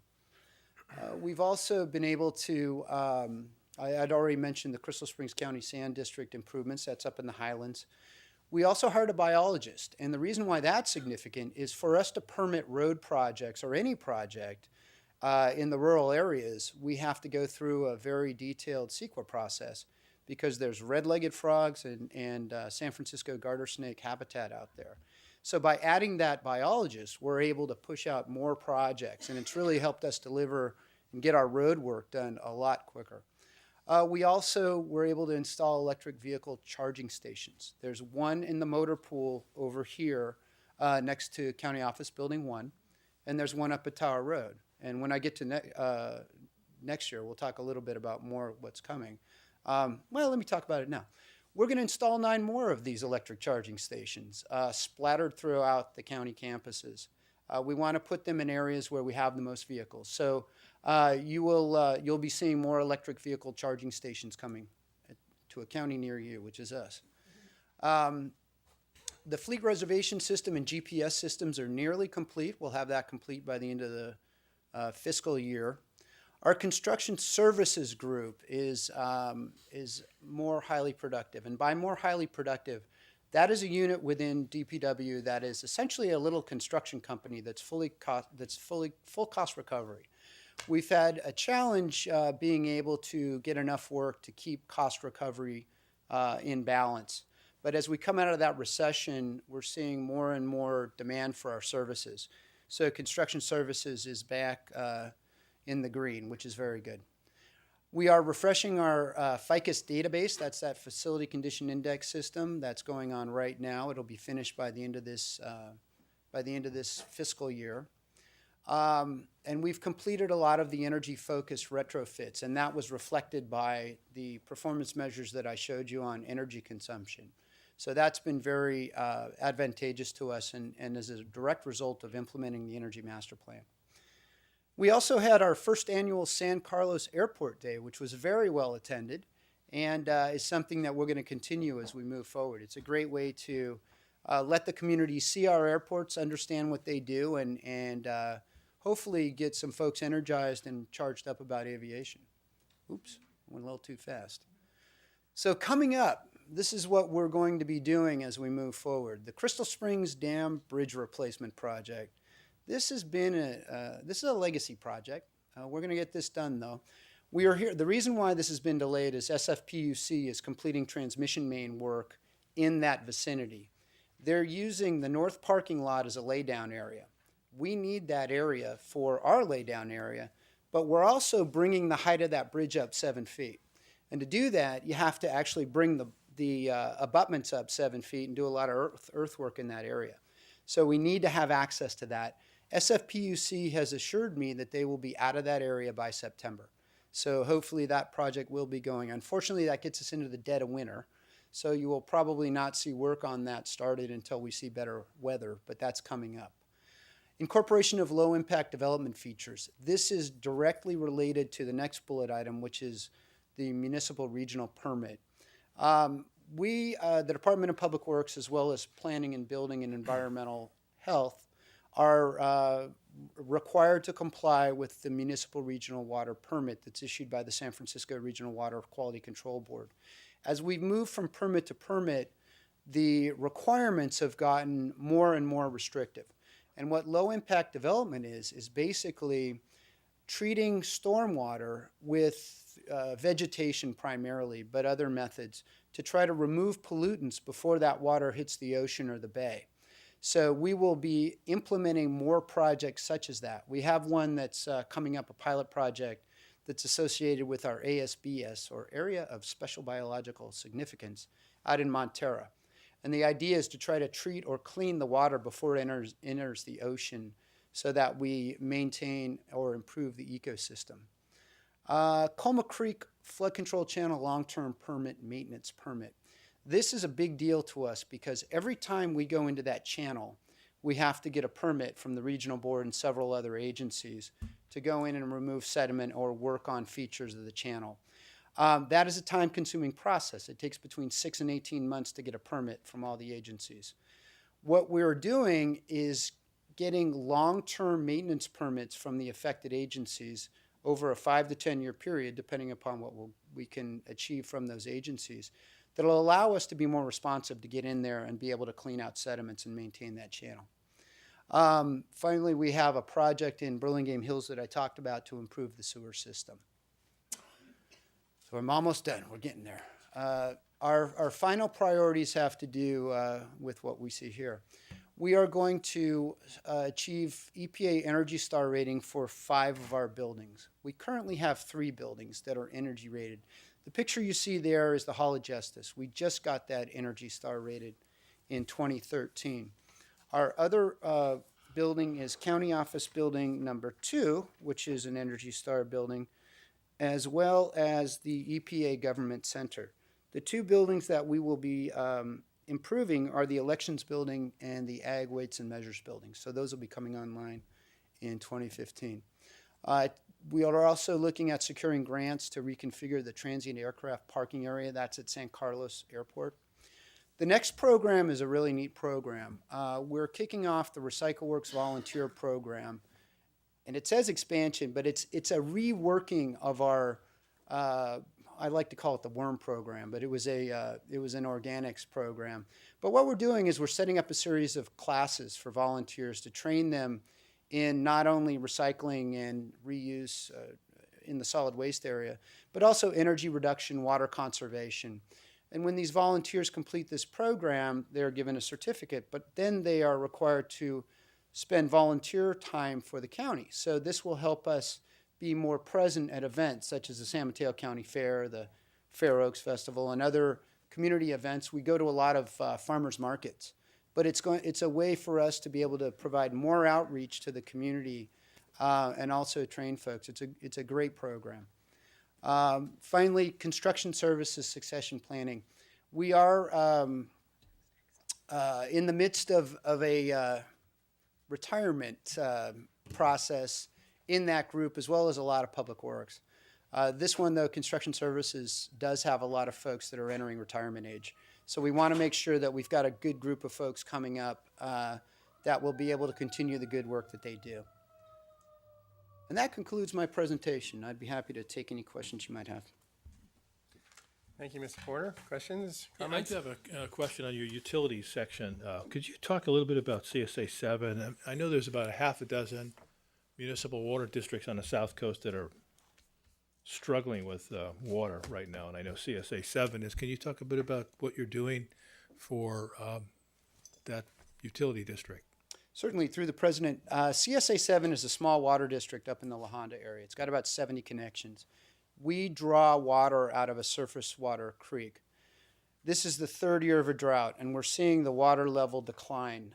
We have taken steps to lower our intake pump or piping from that creek so that we have more elevation over that pump. And the reason why that's important is because if there is not enough water over that intake, the pump will begin sucking air essentially and burn up the motor. And that's when we would lose water in that area. We are monitoring creek water levels about 2 or 3 times a week. So we know at this point, the last email I saw was yesterday, we have 11 inches of water over that intake pipe. When we get down to 3 inches, that's when we have to turn the pump off. So what we have done is we're currently working with different water agencies to secure water to actually truck in potable water so that we can serve that community. When we get to that point, we will be approaching your board. You'll be kept updated on this. We are concerned that in September or October, we may reach a point where that creek declines to a level where we'll need to start bringing in water. They consume roughly 15,000 gallons of water a day. And if you can imagine that a water truck holds about 3,000 gallons, we'll be bringing 4 to 5 trucks in per day to meet the water requirement of that community. That's going to have a significant impact on the roadway up there as well as the cost, because the rates for that district do not include money for buying this additional water. So what we will need to do is, as we further discuss this is a water district, it's self-funding. We will have to look at loans to be able to fund this water, or if there is a state of emergency called, that makes some grant funds available once the state declares, and perhaps a federal declaration may come.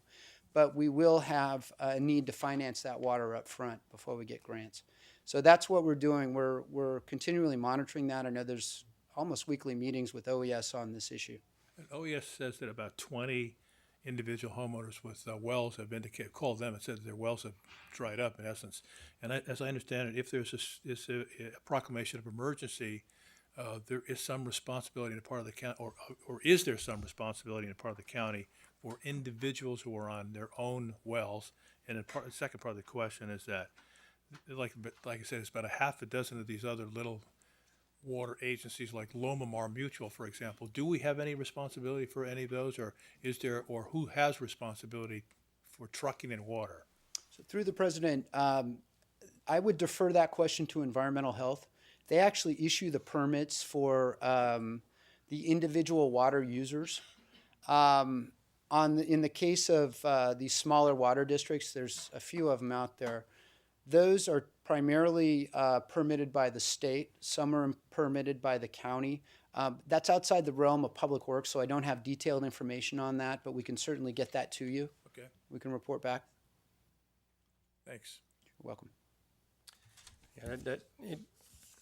Yeah, that's concerning development. You definitely, I'm sure you'll be keeping Supervisor Horsley apprised, but yeah, I think the whole board would want to stay abreast of that. That's We actually do have bi-weekly meetings with OES as well as Public Works, and we'll explore that one further. Thank you. okay. Thank you. Any other questions? Very good, thank you. And you. I guess you'll turn to capital projects. I will. Thank you again, President Pine, members of the board. It's my pleasure to talk about capital projects. Capital projects is a unit within the facilities division of Public Works. This group handles the maintenance as well as the new capital projects. And the group handles the projects countywide. We go through a process every year where departments submit projects as well as the Department of Public Works that are considered for the funding within the CAP program. And I'd like to go through and discuss performance measures as well as some highlights both from the prior years and coming up. What you see here is a couple of remodel projects that were done. The one on the left is in County Office Building 1, that's on the 4th floor. That's the work going on for the Parks Division new offices. And on the right-hand side is the new space configurations in the Hall of Justice and actually the County Manager's office. That work was completed recently, and it's a very nice job. So capital projects. Our capital projects group is the group that handles capital projects for the entire county. There's an administrative memorandum, B21, that says any project over, it's roughly $6,500, that is a public project, and that means, and that's as defined in the public contract code, and I won't get into what that means. But those types of projects are run through our department. The reason for that is that we are well-versed in bidding, overseeing consultants, overseeing contractors, and getting the work done. And I think we do a pretty good job at that. The photos that you see there are COB 1, County Office Building 1, the 4th floor. This is during the parks renovation. That was stripped down to the skeleton, essentially. We did a lot of, essentially, hazardous waste abatement. There was asbestos there. And that project is coming along well. The photo on the right is the jail. Although that's handled by the sheriff's office, the actual budget through it, the budget of that project runs through the CAP project budget, and that's why we've shown it here. The first measure has to do really with how well we design and schedule our projects. What this shows is the amount of projects that are completed within budget and on schedule. So what this tells us is how well, when we go out on a project, how well defined our project scope of work is and the plans are, as well as how well we've estimated the job and the schedule for that project. As you can see, it's varied over the past few years. We're trying to improve that number. The 90% target is our historic target based on many years of projects. So obviously we'd like to hit 100%, but we will continue to strive to achieve a better result in terms of having projects on time and within budget. This also helps us look at staffing and the quality of work that our engineers and project managers are doing. The next looks at percent of projects not started in the same year funded and not completed with 2 years, but we pulled out the multi-year projects. What this tells us is backlog. So we want to know how well we're doing in getting the projects done that are funded and budgeted. This goes a long way to helping us determine staffing. As you can see, we've had a great number of projects that weren't started within that time frame that I discussed. In 12-13 and 13-14, we're seeing the results of adding project managers and engineers to the workforce. So we're seeing a favorable decline in the number of projects that aren't started. And as we move forward, I know in the civil engineering side, and particularly in utilities, we are looking at additional staff in that area. We'll continue to monitor this group, the CAP projects group, as well as the facilities group that does the FICUS work, to make sure that our staff is right-sized to deliver the projects we need to deliver. As you can see, we haven't met our target, so we will continue to make efforts to do that. In terms of budget, the 13-14 budget was $145 million. A lot of that has to do with the jail project. The reduction to $75 million includes the reduction in the budget takes into account the financing for the jail project. That's why you saw that large decrease. But as you can see, $75 million is a lot of money. We're going to start the Measure A projects. So that's included in this number. In terms of highlights, we are starting out or embarking on a countywide application of our integrated workspace standards and space planning. So several years ago, your board approved space standards and our facilities master plan. As part of that, we've picked up a piece of software we called IWMS that will help us manage movements within the county. What this does is essentially every floor of a building has the floor plans integrated into the software, as well as the number of people that are on that floor in available space. We'll be able to fairly easily tell where folks are, where there's vacancies, and from that information, we can maximize the use of that facility. And that has an overall reduction in the cost of maintaining our facilities. Because obviously, if we maximize the use of our facilities, we don't need as many facilities, and that reduces costs. So that's a big improvement that we're very proud to report on. As I mentioned earlier, the FICUS program update is currently going on. We will be surveying the facilities. That's going on right now, so we'll have a fresh FICUS program coming up. We also worked on selection of project delivery methods. Those are really focused on Measure A projects. So for these projects, we know speed of delivery is important. So we looked at, your standard design, bid, build. We looked at design build, which expedites the project. We looked at construction manager at risk, which is basically SAM at risk, that was used for the jail project. And we've looked at other methods that are used in the private sector, which don't fit very well into public contracting. What you'll see moving forward is a lot of design build projects coming up, particularly on the fire stations, on the new public safety communications building, and on Cordilleras, which I'll talk a little bit about later. And finally, we have enhanced project management controls.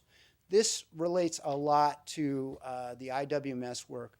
Prior to this system coming online, and it isn't fully integrated, separate departments handled their moves with the help of real property. But what that did is it had a lot of folks that aren't necessarily well-versed in project management handling these projects. So we believe that by integrating IWMS and having DPW actually manage that space, that we will have better controls on those projects and try to minimize costs. So the Measure A project launch is beginning. We have several large projects, one of which is the animal shelter. That's going to come online here very fast in terms of the work that we're doing. I mentioned the 2 fire stations, Skylonda and Pescadero. We're currently working with the health system on a reconstruction or new mental health facility that's currently at Cordilleras. We're also working on the new Emergency Operations Center, the EOC, and the Public Safety Communications Building, which will be at the current location of the motor pool. So those projects are being worked on right now. We're also going to integrate a new data center for ISD into that building. So it's going to be a major project on this campus. We're also doing our master plan update. So what we want to do is refresh the Redwood City campus master plan based upon the changes that are occurring. As you know, Redwood City is building out around us, and we're having serious parking issues on this campus. Part of what this master plan is going to look at is how we address the employees on this campus in terms of parking, or how we bolster our commute alternatives program to try to get folks here without taking their vehicles. And finally, enhance project management controls. This relates more to the larger construction projects. So we're looking at acquiring project management software that we can then require our contractors to use. And what's neat about this software is they're able to integrate electronically the plans for a building system along with the cost estimates. So when there's a change during construction in that building, you can very quickly make that modification in the software, and it will also have a corresponding change in the cost estimates. We've also, your board has approved on-call estimators. That is a new thing for DPW, to have on-call estimators on these larger projects. So we hope to improve our ability to provide you with the numbers that you will need to make decisions on the projects that we have. In terms of priorities for the following fiscal year, we'll be looking at completing those Measure A projects. We're going to implement that IWMS system. We would like to have a strategy for the Redwood City campus parking. That will be evolving as Redwood City builds out around us. We're also redoing the process for submitting capital projects. Right now, we have a process every year where departments go on to a website and put in their project that they'd like. They try to give us an estimate and what that scope is. We're trying to make that easier on the department so that we can get not only better information, but make it less stressful for those that are trying to get their projects approved. We're going to continue to work on reducing backlogs, and we are going to also look at succession planning. Our department workforce is aging, and me included, and we need to make sure that we have the right people in place to come up through the system. So that's being done right now. That concludes my presentation. I'd be happy to answer any questions you might have. Questions for Mr. Porter? Jim, I just had one on the chart that shows percent of projects on track to be completed within budget schedule. Yes. So you lowered your target quite a bit for this year, from like 98% down to 90. So you were anticipating some kind of delays, I guess, or I'm just trying to understand what brought the projection down. So the 90% target was based on our historic delivery record. So we looked at how we've done in past years, and that became our target. As we get more data moving forward, I can see, particularly after 2013-14, that target's going to be coming up. Yeah, because your prior track record is quite a bit better than that. Yeah, yes it is, sir. I'll hold you to 94%. All right, all right. Any other questions? Okay, thank you for that presentation. Okay, I think we have one more presentation. Oh, I'm sorry. That's my mistake. Martin Fox had a comment on capital projects.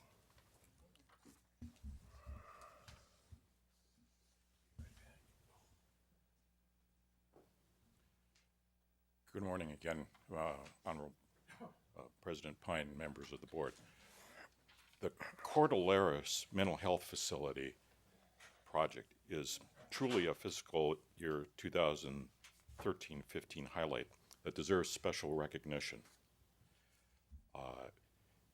It's probably the subject that I've heard most favorably discussed amongst the people that have come to me with a deep sense of gratitude, because they're looking at their similarly situated parents and family members in other counties who are finding their seriously mentally ill loved ones being transferred as far away as Northern California in the Eureka area and into Central California to the Fresno area.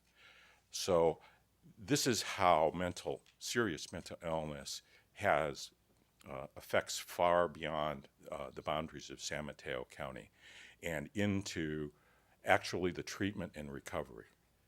So while you're looking at this as a cost, you are delivering a quantifiable benefit in terms of improving treatment outcomes and helping family members maintain the contact that's going to be needed as these people are released.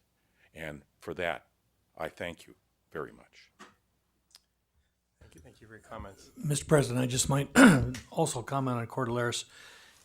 It's a uniquely challenging project because the site itself is very tight. And one of the great challenges is how do you keep an existing institution going while you're trying to build on that site? So one of the considerations that we may be looking at in the future, and obviously we will discuss this in great detail with the board, is the potentially trying to find another site in which to build it and keep the existing site operating, as well as other alternatives for the folks that are in Cordilleras now during construction. So we'll be working on a range of alternatives that we'll want to discuss with the board, but it is a challenge, and I just wanted to flag it for the board's attention. Okay, yeah, thank you for highlighting that. And we'll move to our final director's report for today, which is Public Safety Communications Dispatch. Jamie Young.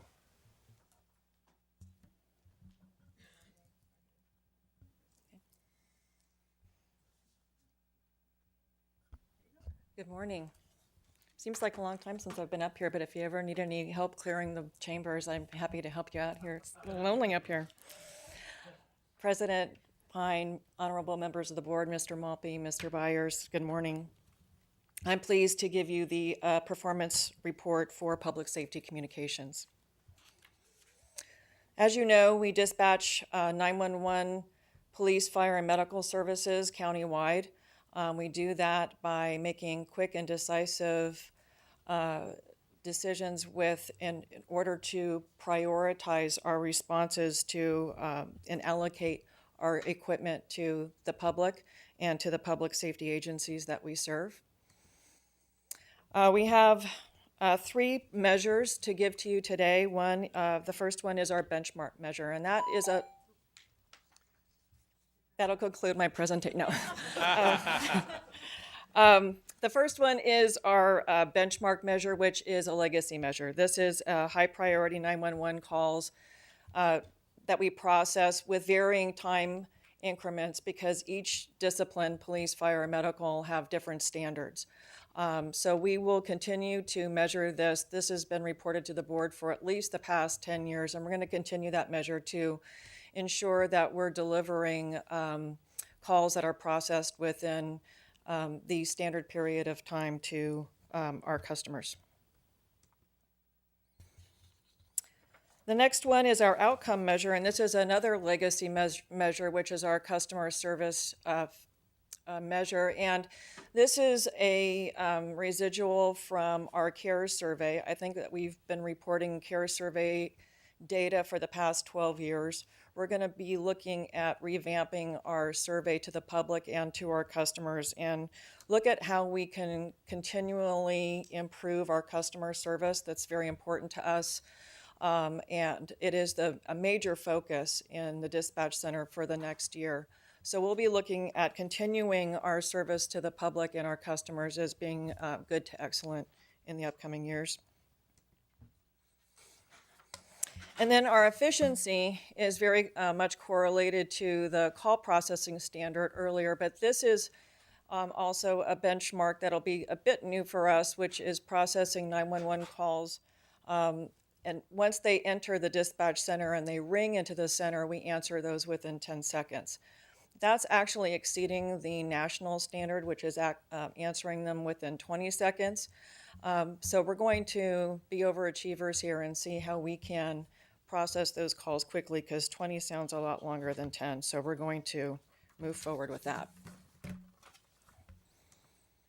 In terms of our budget summary, we were able to meet our targets for the next coming fiscal year.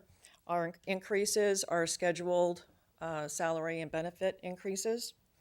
And we continue to look at our contracts. That's one of the initiatives that we reported to you in previous years, is that we look at our contracts and our revenue to ensure that the services that we're providing are commensurate with the costs and the fees that we receive. And so we continue to balance that. A couple of our highlights.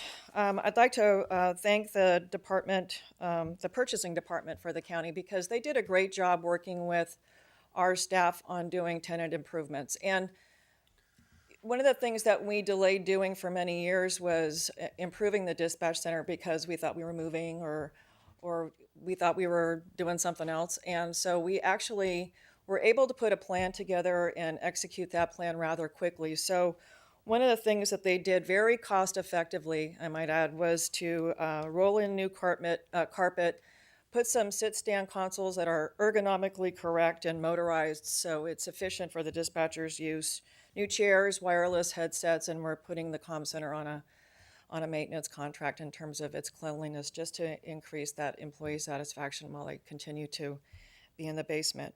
They're very excited about the new project with the new building, so we'll continue those efforts to keep the basement a workable space for them. As Director Porter mentioned, our new building planning is going along very well, and I'm real excited at the fact that this is the first time in my 22 years at the helm that we've gotten this far, so it's really exciting for me. But our space plan has been completed. Our shared documents have been completed in terms of looking at exclusive and shared space of the tenants that are proposed for that building. And I believe there's a feasibility, cost feasibility being currently conducted. So we'll continue working with DPW and the contractors on designing the best 911 center in the county. And moving forward, one of the things that we'll be doing with the new building project is looking at implementing a client project manager. That would be me. So one of the things that we're going to be looking at in commensurate with succession planning is adding an assistant director to our budget and then moving me into the client project management, which I'm very excited about. It'll be a new venture for me, but I can also ensure that I can bring best practices to the project and get the dispatchers involved. And that's one of the key pieces that I'm looking forward to, is getting dispatcher participation as they look at their new quarters, what would make them happy in the new building. And then also looking at how to collaborate with our vendors for the best cost-effective purchases and longevity for years to come.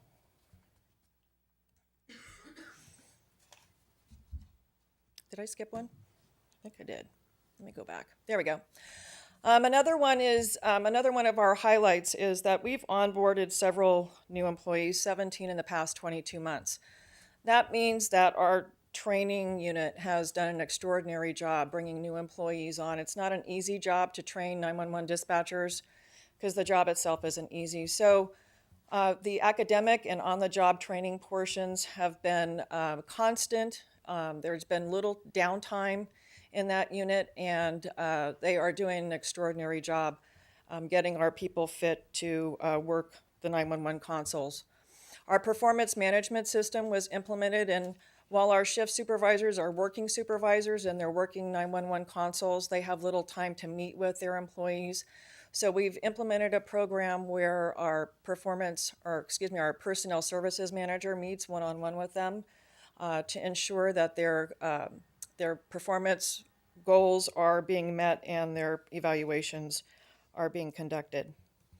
And then lastly, one of the things that we conducted this last year was a line dispatcher retreat, and management has gone out and done a 2-day retreat for planning purposes every year, and we felt that it was time for the dispatchers to go out and do some work with team building and being a participant in that planning effort as well. So we conducted 4 of those during the months of April and May.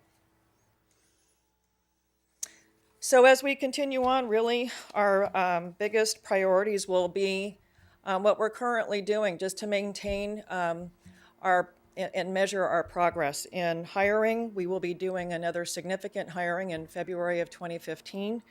That hopefully will balance out our vacancies, and so we're going to keep our fingers crossed that we'll be full staffed at that point. Looking at employee engagement mechanisms and how we can keep those folks in the dispatch center. In terms of performance management, also reaching out to our customers and finding out what their needs are going to be for the new building, and then also how we continue to give them what they need operationally. And then last, customer service, how we can always improve our customer service, how we deliver that to the 911 customer and to our public safety agencies. And with that, that concludes my presentation. I'm happy to answer any questions. Thank you for that presentation and all the amazing work you do. Any questions? I just have one quick question. You mentioned the vacancies, Jamie. How many vacancies do you currently have? On paper, we have 2. But in the dispatch center, it's significant because what happens when we're onboarding employees, they fill up the vacancy, but they're not qualified to work a radio yet or work the phones. And so we continue to have holes in the schedule while those people are training. So there's holes in our schedule. I don't know the answer to that question, but we continue to narrow that gap as they do on-the-job training. It takes them about 3 to 4 months to complete that process. And that picture that you showed with all the dispatch desks, is That was not ours. I No, was that going to was- say, how that many was do our we have? dream. Okay, I just want to clarify that. Okay. No, that was just a picture of a newer center that back in, I believe it was Ohio, that just put in about 30 dispatch consoles in their dispatch platform. So, And at any one time, how many dispatchers do we have on duty? we minimum staffing is 9, but somewhere between 12 to 13 during peak loads. Thank you. Mr. President, and to the board, and specifically Supervisor Tissier, recognizing the importance that the board has placed historically on shared services with other government agencies, we're going to ensure that there's sufficient space in the new center. So over the years, should other agencies make a decision to become part of the center, it will be set up and easy to accommodate. So it might look like that. I hope so. County Manager Mulvey, your comment and it's a prelude to my question about if you can refresh my memory, how many cities have contracted with us to provide police dispatching, and are there any live discussions? Like, I know this is a hard nut to crack. Currently, all of the sheriff cities obviously are part of it. East Palo Alto. Jamie, are there others? Broadmoor is the only other, so separate contracts for Broadmoor and East Palo Alto, and then for the cities that the sheriff serves. And are there ongoing conversations with Daly City still? Not active. They're still contemplating it, but I believe Mr. Callaghy and I are waiting to look to see what the conceptual design of the new building looks like, and then start a process of looking at if they wanted to become a partner during the construction phase, and starting those kind of conversations with the city managers group.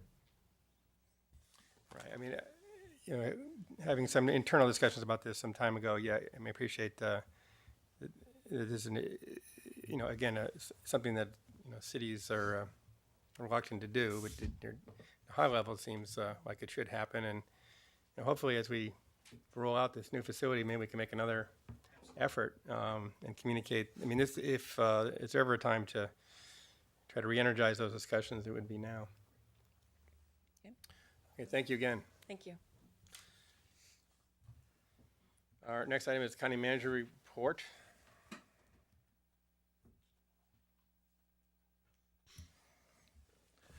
Mr. President, members of the board, my report today will concentrate primarily on the results of the adoption of the state budget and its impact on the county.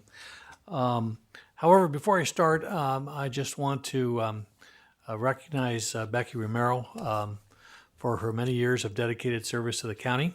She'll be retiring at the end of this month to leave us to go to Hawaii. It's tough duty, but somebody has to do it. But we'll certainly miss her. She has been extremely efficient and effective in her role as secretary to the board, and the agenda process and moving us to the new system. All of those things have occurred during her tenure, and it's been a pleasure to work with her, and I want to thank her for her work with the county. Is this your last meeting? This with is us? my last meeting. Oh, no. Yeah.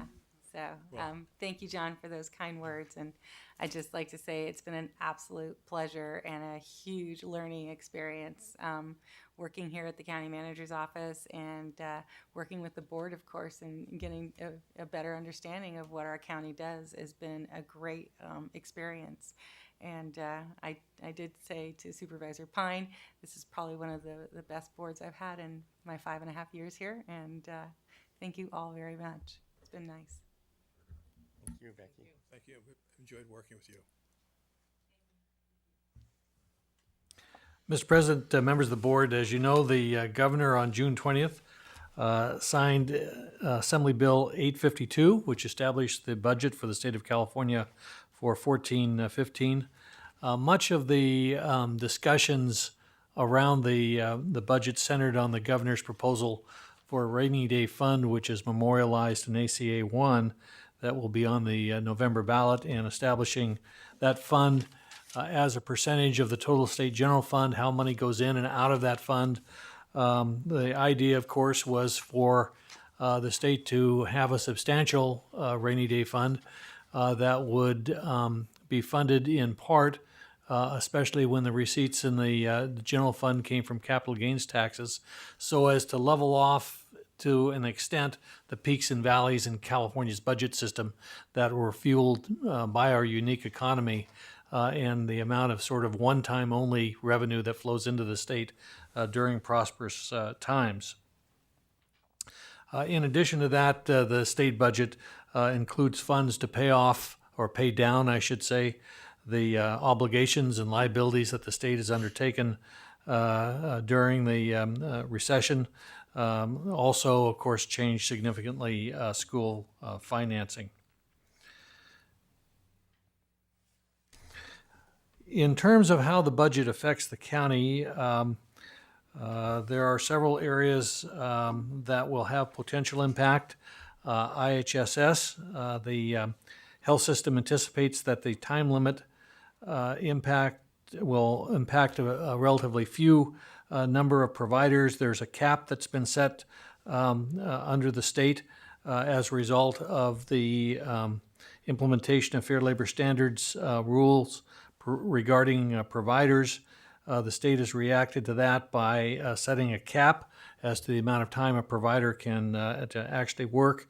But again, the rules should not have a significant impact on providers in this county, as most of the time that's authorized is under the cap. We are pleased to see additional funding for the Black Infant Health Program in our county that will add about $160,000 to that particular program. Regarding human services, the state has proposed a 5% increase effective April 1st, 2015, so it won't go into effect until next year, of the CalWorks grant for a family of 3 from $670 a month to $704 a month. Obviously, most of those funds come from the state and the federal government, although a small portion will come from the county itself. CalFresh, which of course has been a tremendously successful program, it extends eligibility to receive the full allocation of CalFresh without having to pay the county share of non-federal costs as we have in the past. This will be a small but certainly welcome savings in the overall administration of that particular program. Also, we note that the governor is providing funds for benefits for those felons that are convicted of certain types of drug crimes and are being released, so that they will be eligible for Medi-Cal and other drug rehabilitation benefits that the state has not in the past paid for. There are additional funds in terms of housing and homeless support that are being made available, and perhaps most importantly, the governor has proposed using a dedicated portion of the cap and trade amount for housing. It certainly doesn't come close to replacing the 20% redevelopment set aside, but it's certainly welcome additional funding that would be available for various housing programs. In addition to that, supportive housing has an additional allocation of $100 million from the state that relates to affordable or transit-oriented developments. So we think that certainly is useful, not only important to our clientele that the county serves, but also in encouraging more and more people to take advantage of public transportation by encouraging developments in highly concentrated areas that are served by significant transportation hubs. Public safety realignment, there's not really much change in terms of funding for these programs. There's a small amount of additional funds for recidivism reduction. Most of that is going to go to the Valley counties and the Southern California counties that have historically sent high numbers of individuals to state prison. We continue to argue in terms of AB 109 funding and in terms of the allocation of funding in general, that a recognition should be made to those counties that have successful rehabilitation programs that get people on the right track, that help them become productive adults, and avoid sending them to state prison rather than essentially funding counties that simply send people to state prison. So far, we've only marginally been successful. We'll continue that conversation in various CSAC and other state forums.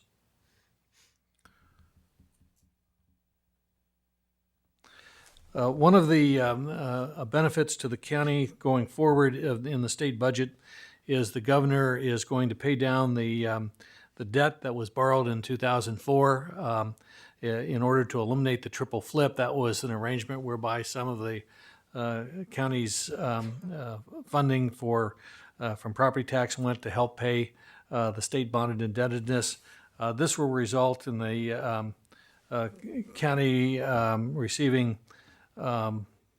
this year $10.9 million from the state to reimburse us. And in the long term, when that goes away, then the need to get annual appropriations from the state to cover the deficit that was created by the state in the first place will no longer be necessary. So it's net revenue neutral, but it certainly helps us from a budgetary standpoint be certain of our ongoing financing without having to argue the issue every year with the state. State is also going back to 2004 to pay for some of its mandates, only 10 years late. We'll receive about $1.7 million in funds to cover the cost of state mandated services during the last 10 years. We also are pleased to note that in terms of cap and trade funding, there will be funding coming for high-speed rail in local communities, and that certainly will be a benefit to Caltrain and its push to electrify its system, not only from an environmental standpoint, but from a service standpoint, will result in the ability to move significantly more people throughout the Caltrain system in shorter periods of time. There was funding for some additional preschool slots in the Prop 98 program. And also in terms of the larger picture of the big lift, certainly the recognition that universal preschool for all 4-year-olds and the allocation of those monies down the road will certainly help to offset some of the costs that would otherwise be anticipated by the big lift. We don't have actual numbers because it's still a program that's being worked out by the state, but as that becomes clear, we'll report that back to the board. So all in all, I think we managed to stay afloat and do okay in the state budget. Our big item obviously was being reimbursed $10.9 million for the triple flip losses, but we also received about $2 million in HUTA funds, another $1.7 million, as I mentioned, in mandates, and some lesser amounts of money in other programs. Just in terms of a few other things that have happened in the last month or so, on July 18th, the Sheriff's Office hosted a violent intruder active shooter scenario training at Kenyatta College to train with all the other police, fire, and emergency responders in San Mateo County on the eventuality that we hope will never be used, and that is if we have a shooter in one of our schools. And if we do, I'm convinced that our law enforcement and emergency responder community will be prepared to deal with that community. So I appreciate the leadership of the sheriff and the other emergency responders in that regard. We are encouraging our employees and the public to sign up to receive text and email alerts in SMC Alert so that we can keep people informed on a real-time basis of items of interest to them, as well as emergency notifications. I'm pleased to report that in our Health and Human Services Agency, we have a new Director of Emergency Medical Services, Nancy LaPalla from Santa Barbara County, who comes highly recommended. As you know, that's a very difficult position to recruit for. I believe it's been open for close to 2 years. And we're very pleased to have Nancy on board and providing leadership in that critical job. In terms of our veterans, the county is contracted with Applied Survey Research, ASR, to conduct needs assessment and stakeholder convening. This is a process that will roll out in terms of the information provided through these surveys and stakeholder inputs to community forums that will culminate on an October 3rd convening to look at this information, to see what it means in terms of our veterans and how we can fill the gaps of critical services that are needed to support our veteran community and do whatever we need to do to smooth and expedite our veterans' entry into the VA system, which is critical for so many of their health and other needs. I'm pleased to report that the Fitzgerald Marine Reserve has been selected by TripAdvisor as a Bay Area must-do, a wonderful tide and tool experience. According to TripAdvisor, it certainly is. It's a wonderful resource, and we're glad that it's being recognized by organizations outside the county. Other news, California's counties will receive about $100 million in sales taxes from Prop 172 and 91 realignment that were withheld by the state. This one-time payout will be following the discoverance of various variants in revenues. I might add that have been reported to the state for over 15 years, but it's good the state has recognized this and is actively seeking to return money that was ours in the first place. We're also pleased to note that September 16th we'll be launching Civics 101. That's the county program, as the board knows, for people over the age of 18 who want information about the county. Its program will be on Tuesday evenings from 6 to 8:30. It will have a graduation in November on November 18th. There'll be 2 Saturday field trips planned, and it has been an invaluable source, as the board well knows, of volunteers for our various boards and committees as more and more people become conversant with the programs, services, and activities of San Mateo County. And thank you to all the board members who always participate in various segments of the program. Also, one other note that on August 8th of this week, applications will be due for the new LGBTQ commission. We're the first in the state, as the board is aware, that has such a commission. We're anxiously anticipating all the applicants and, of course, the selection process to be made by the board. And one final note, on August 17th, the annual North Fair Oaks Festival will be held. It's a wonderful event, and certainly encourage all members of the board that are available to attend that event.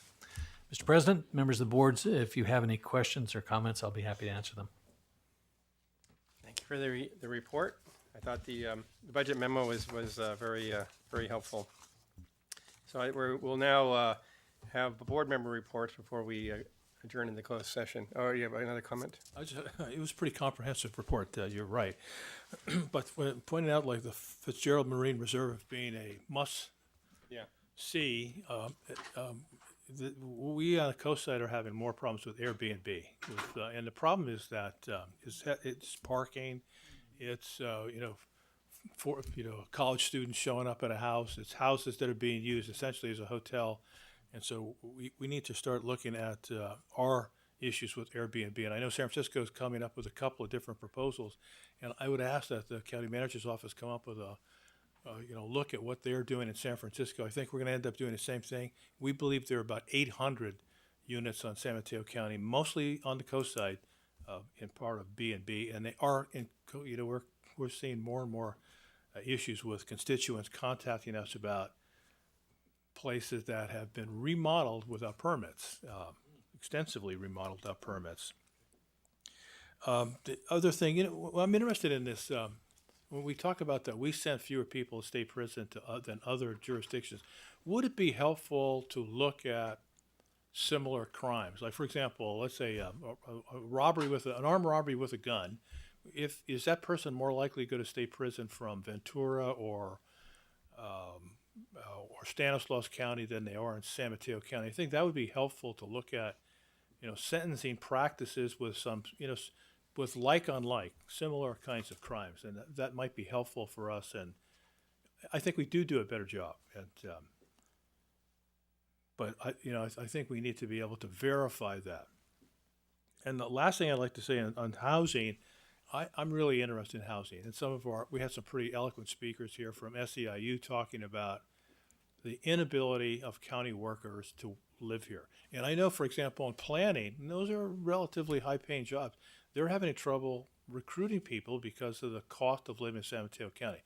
Now, I know that we can't solve all those problems, but I'm really interested in the supportive housing, the cap and trade, and I know we have a NOFA, if that's what it's called, coming out from Housing Department. So I'd like to have what can we do? What kind of funding that we can't or can we expect to get out of the state budget, specifically for San Mateo County? And I'd like to see where are we going? What is it? What are the kinds of things that we could be doing? What are the kind of projects that we could be? I think we've done a great job, by the way. In fact, with the RDA money that we. Oh, hello, Mr. Sheriff. How are you? Just passing through. So that's essentially. I'm interested in housing. Essentially, I'd like to see what we can do, and we'll work with our partners in both the cities as well as the nonprofit community. That concludes my questions. I'll just add two. No, I know. Yeah, just add 2 points to Supervisor Horsley's comments. Did a good job. Both my office and Supervisor Horsley's office have started to look at the Airbnb issue and actually have engaged help from John Byers' office and County Council. So there's some work underway.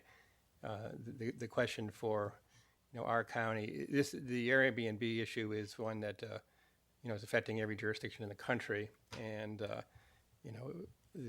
we'll just have to kind of decide when and eventually will take many years for this to settle down across the country, and the question for us will be kind of where in that spectrum of regulation, promulgation, and evolution we want to be. Are we going to act now? Going to act later? I mean, at some point we're going to have to act, but it's a national issue, and their company is struggling with it.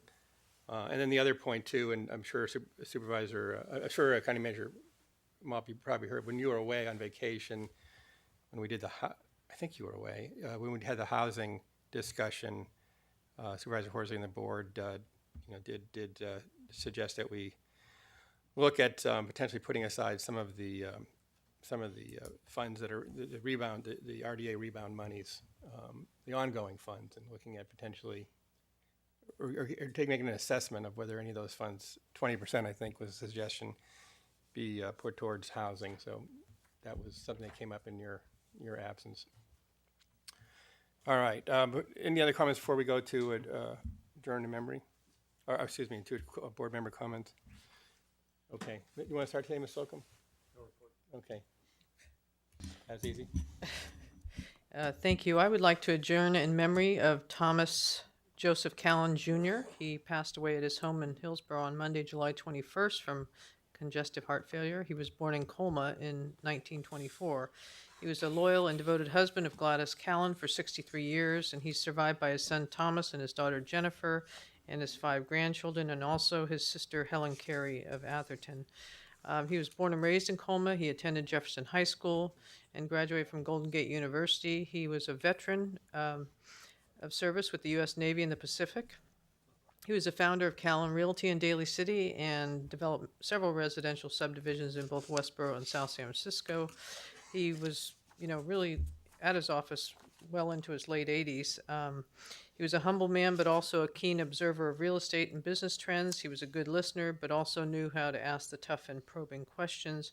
He was a leader of Troop 6 Boy Scouts in Hillsborough. He was an avid tennis player and a longtime member of the tennis club in Burlingame, and he will be sorely missed in our community of Daly City. Okay, thank you. I have a couple comments. First, an adjourned memory for Tom Lara of San Bruno. He was a longtime youth baseball leader and founder of the Joe DiMaggio League. In fact, the main baseball field in San Bruno Park was named in his honor in 1988. And then just two quotes about him from some articles. Quote, he was San Bruno baseball. He dedicated his life to youth baseball as a city commissioner, as a coach, as a league official. He was the dean of San Bruno baseball. He coached at every age level. He was largely responsible for expanding playing opportunities for players of all ability levels at a time when the population in San Bruno was exploding. He was fair, had a sense of humor, and was a good judge of talent. So during his memory today. A couple other things, quickly. There's a small delegation of individuals from Melbourne, Australia, who visited the county yesterday and met with, they were very interested in public works and sustainability. So they met with Jim Porter, Jim Engemeyer, and myself. So that was of interest. Next, I had really a unique opportunity, and it was with the help of my colleague, to go to the force simulation exercise that was hosted in the county a week or two ago, and it's really a remarkable simulator where you go into the back of it's basically a tractor trailer size space, and real live simulations of are shown in front of you on this video screen. And then you have to decide, what's the appropriate use of force. And you have, there's a gun, there's a taser, there's mace, and it was really powerful for me to go through that. The instructor was excellent. We spent a lot of time talking about the difficult challenges facing law enforcement when they have to make those split-second decisions. So I'd highly recommend it to anyone when they're back in town. But it was really eye-opening for me to step into the shoes of a law enforcement official who has to make those split-second decisions. Just want to add my personal thanks to Becky. You've done a terrific job, and it's been fun to work with you, and we all wish you well. And then finally, I've had on my desk for a while. I've been meaning to hand these out. Is little certificates noting the re-election of Don Horsley and Carol Groom. And so it's been a little while, but... So you've been holding out on us. I have. And, couldn't have a better outcome than to have you two continue with us. So apologies for those getting set up on my desk. Were you just seeing if they were going to work out or not? That's yours. Thank you. Yes. Well, thank you. I want to make a quick announcement that Sunday was the Tour de Peninsula, and a benefit for our San Mateo County Parks Foundation. Over 1,500 riders. Took several hours to get them off and running, and they all came back, and they all had a wonderful time. But I was struck there when Supervisor Pine and I were standing around early in the morning, just what a beautiful place Coyote Point Park is. And how fortunate we are to have that, and then how fortunate we are to have so many people who want to come and help raise funds for the park, and by riding their bike for 60 miles. So it was a great day for I think San Mateo County and all the bike riders. I'd like to adjourn in memory of two people. The first is Richard Puccinelli, who is a longtime San Mateo County, San Francisco County businessman, president of Cal Parking, and knew him in my previous life as we tried to manage facilities that needed parking and didn't have enough to do it. But Rich was a great family man, belonged to the Olympic Club, member, Sarah High alum, and his family will really miss him and be without him for a while. And now I want to adjourn in Kathleen Everett's. This is a very, very hard one for me. She's been a longtime friend and a longtime leader in this county. She died at a very too early, just in the last 10 days. I think her great claim to fame was the work she did for the League of Women Voters. Served many leadership roles, was a big part of the merger of the 2 or 3 leagues to get them under one umbrella a few years back. She also served on our San Mateo County Charter Review and was a diligent participant, never missed a meeting, brought up a lot of good ideas. She was vice chair of the San Mateo City Senior Citizens Commission. And in addition to her great passion for community service, she just loved San Mateo County and lived here for all of her life, and leaves a very sad husband, Albert, and sad children. But really, this is San Mateo County's loss to not have her participating in the League of Women Voters any longer. Thank you, Supervisor Groom. Supervisor Horsley. Well, I'd like to really thank BHRS. About last week, the city of Pacifica, and today they also had a shooting where a young man who was mentally ill ended up in a conflict with police officers and ended up being shot and killed. And so there was lots of concerns on the part of the city and city council, and the mayor asked if I could organize some. Well, she wasn't aware of the kind of services that were available. Actually, her initial comments to me is that, gee, there's really nothing available for us on Pacific. And I said, well, that really is not true. There's a whole lot of services that are available. And so we brought in people from BHRS, and we just have this whole menu of services that are available. So we had a public meeting with the mayor and a panel, and I was there as well. The families of both the shooting of, I guess it's Eros Chang in Pacifica, and the family of the young woman from Moonridge were there as well, and I did speak as well. And I know Marty Fox was there. He took issues with one of my comments. My comment had to do with, and we were talking about Laura's Law, and I kind of separate from Laura's Law said that part of the problem for people who are schizophrenic is taking psychotropic medications have side effects, and so sometimes they do not want to take them because of the side effects. And one day these psychotropic medications will be better, and I think we'll be able to cure mental illness, or at least manage it, much you do other kinds of illnesses. But in any case, I think it was really helpful because everybody in that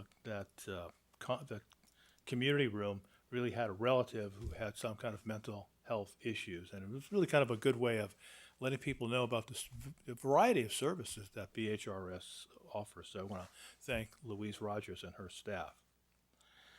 And I'm going to adjourn a memory of a couple of people here. One is Pete Douglas. He was the founder of the world-renowned music and jazz club, the Bach Dancing and Dynamite Society, at the Pete Douglas Beach House in Half Moon Bay. I don't know if anybody ever been there. I certainly have. It's a fun place. He died at age 85 in Miramar Beach, sitting at his desk, wearing his beanie and smoking his pipe, overlooking the Pacific Ocean. He was actually born in Illinois and came to the Los Angeles area, got involved with jazz in the Los Angeles area in the 1940s. Grew up in Manhattan Beach and Hermosa, all these different jazz clubs down there. He served in the stint in the Korean War, graduated from the University of California, and I didn't know this about Pete, but he was an adult probation officer for San Mateo County. And in any case, what he did is I knew that there were probation officers on the coast side who they actually be at one time, all the deputies, sheriffs lived either in Half Moon Bay or the coast side in Redwood City. no longer true anymore for the most part. So difficult to live over there now. But in any case, he bought this. It was an abandoned beer joint, and it was called the Ebb Tide Coffee Shop. And then he invited beatniks, many of us remember that, from a different era, artists and co-siders into his joint, and he hosted impromptu music jams, and he ended up renovating the building, and it became the Bach Dancing and Dynamite Society. It was a fabulous facility, and still be going, his memory. The other is Eugene Majeski, and he was 97 years of age by the time he passed. He was born in Chicago, had a BS degree and a law degree in 1940. He began his career in San Francisco, and he actually co-founded the firm of Ropers Majeski in Redwood City, and it was really a big-time law firm. And Greg I think he was in the department at the time when Brendan McGuire died. Eugene Majeski, and all of his partners were really big supporters of Sheriff McGuire, who's a great Irishman, great guy. And I remember when he died, and he died after filing period, so he had to run him as a deceased candidate. And Gene Majeski and all his partners opened up the offices and deputy sheriffs. And I don't know if you were in the department at the time. We all went down there and did phone banking. It was really tough, saying the sheriff had died. We want you to vote for him. But the other guy had a criminal record. He'd actually shot somebody, waylaid somebody. So we got Brendan McGuire reelected. He couldn't take office.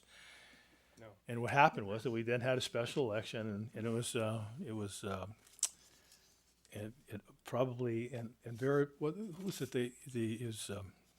Cardoza ended up as the sheriff, and probably was the impetus for me to run for sheriff, because I didn't like him and he didn't like me. And last is Margaret F. Sigali. She just is a nurse, kindly mom of a couple of my friends. And that concludes my report. Thank you. We're going to adjourn in closed session. Since we went a little longer than I predicted, we should probably take a good little break here before we start the closed session. Maybe 5 or 10 minutes.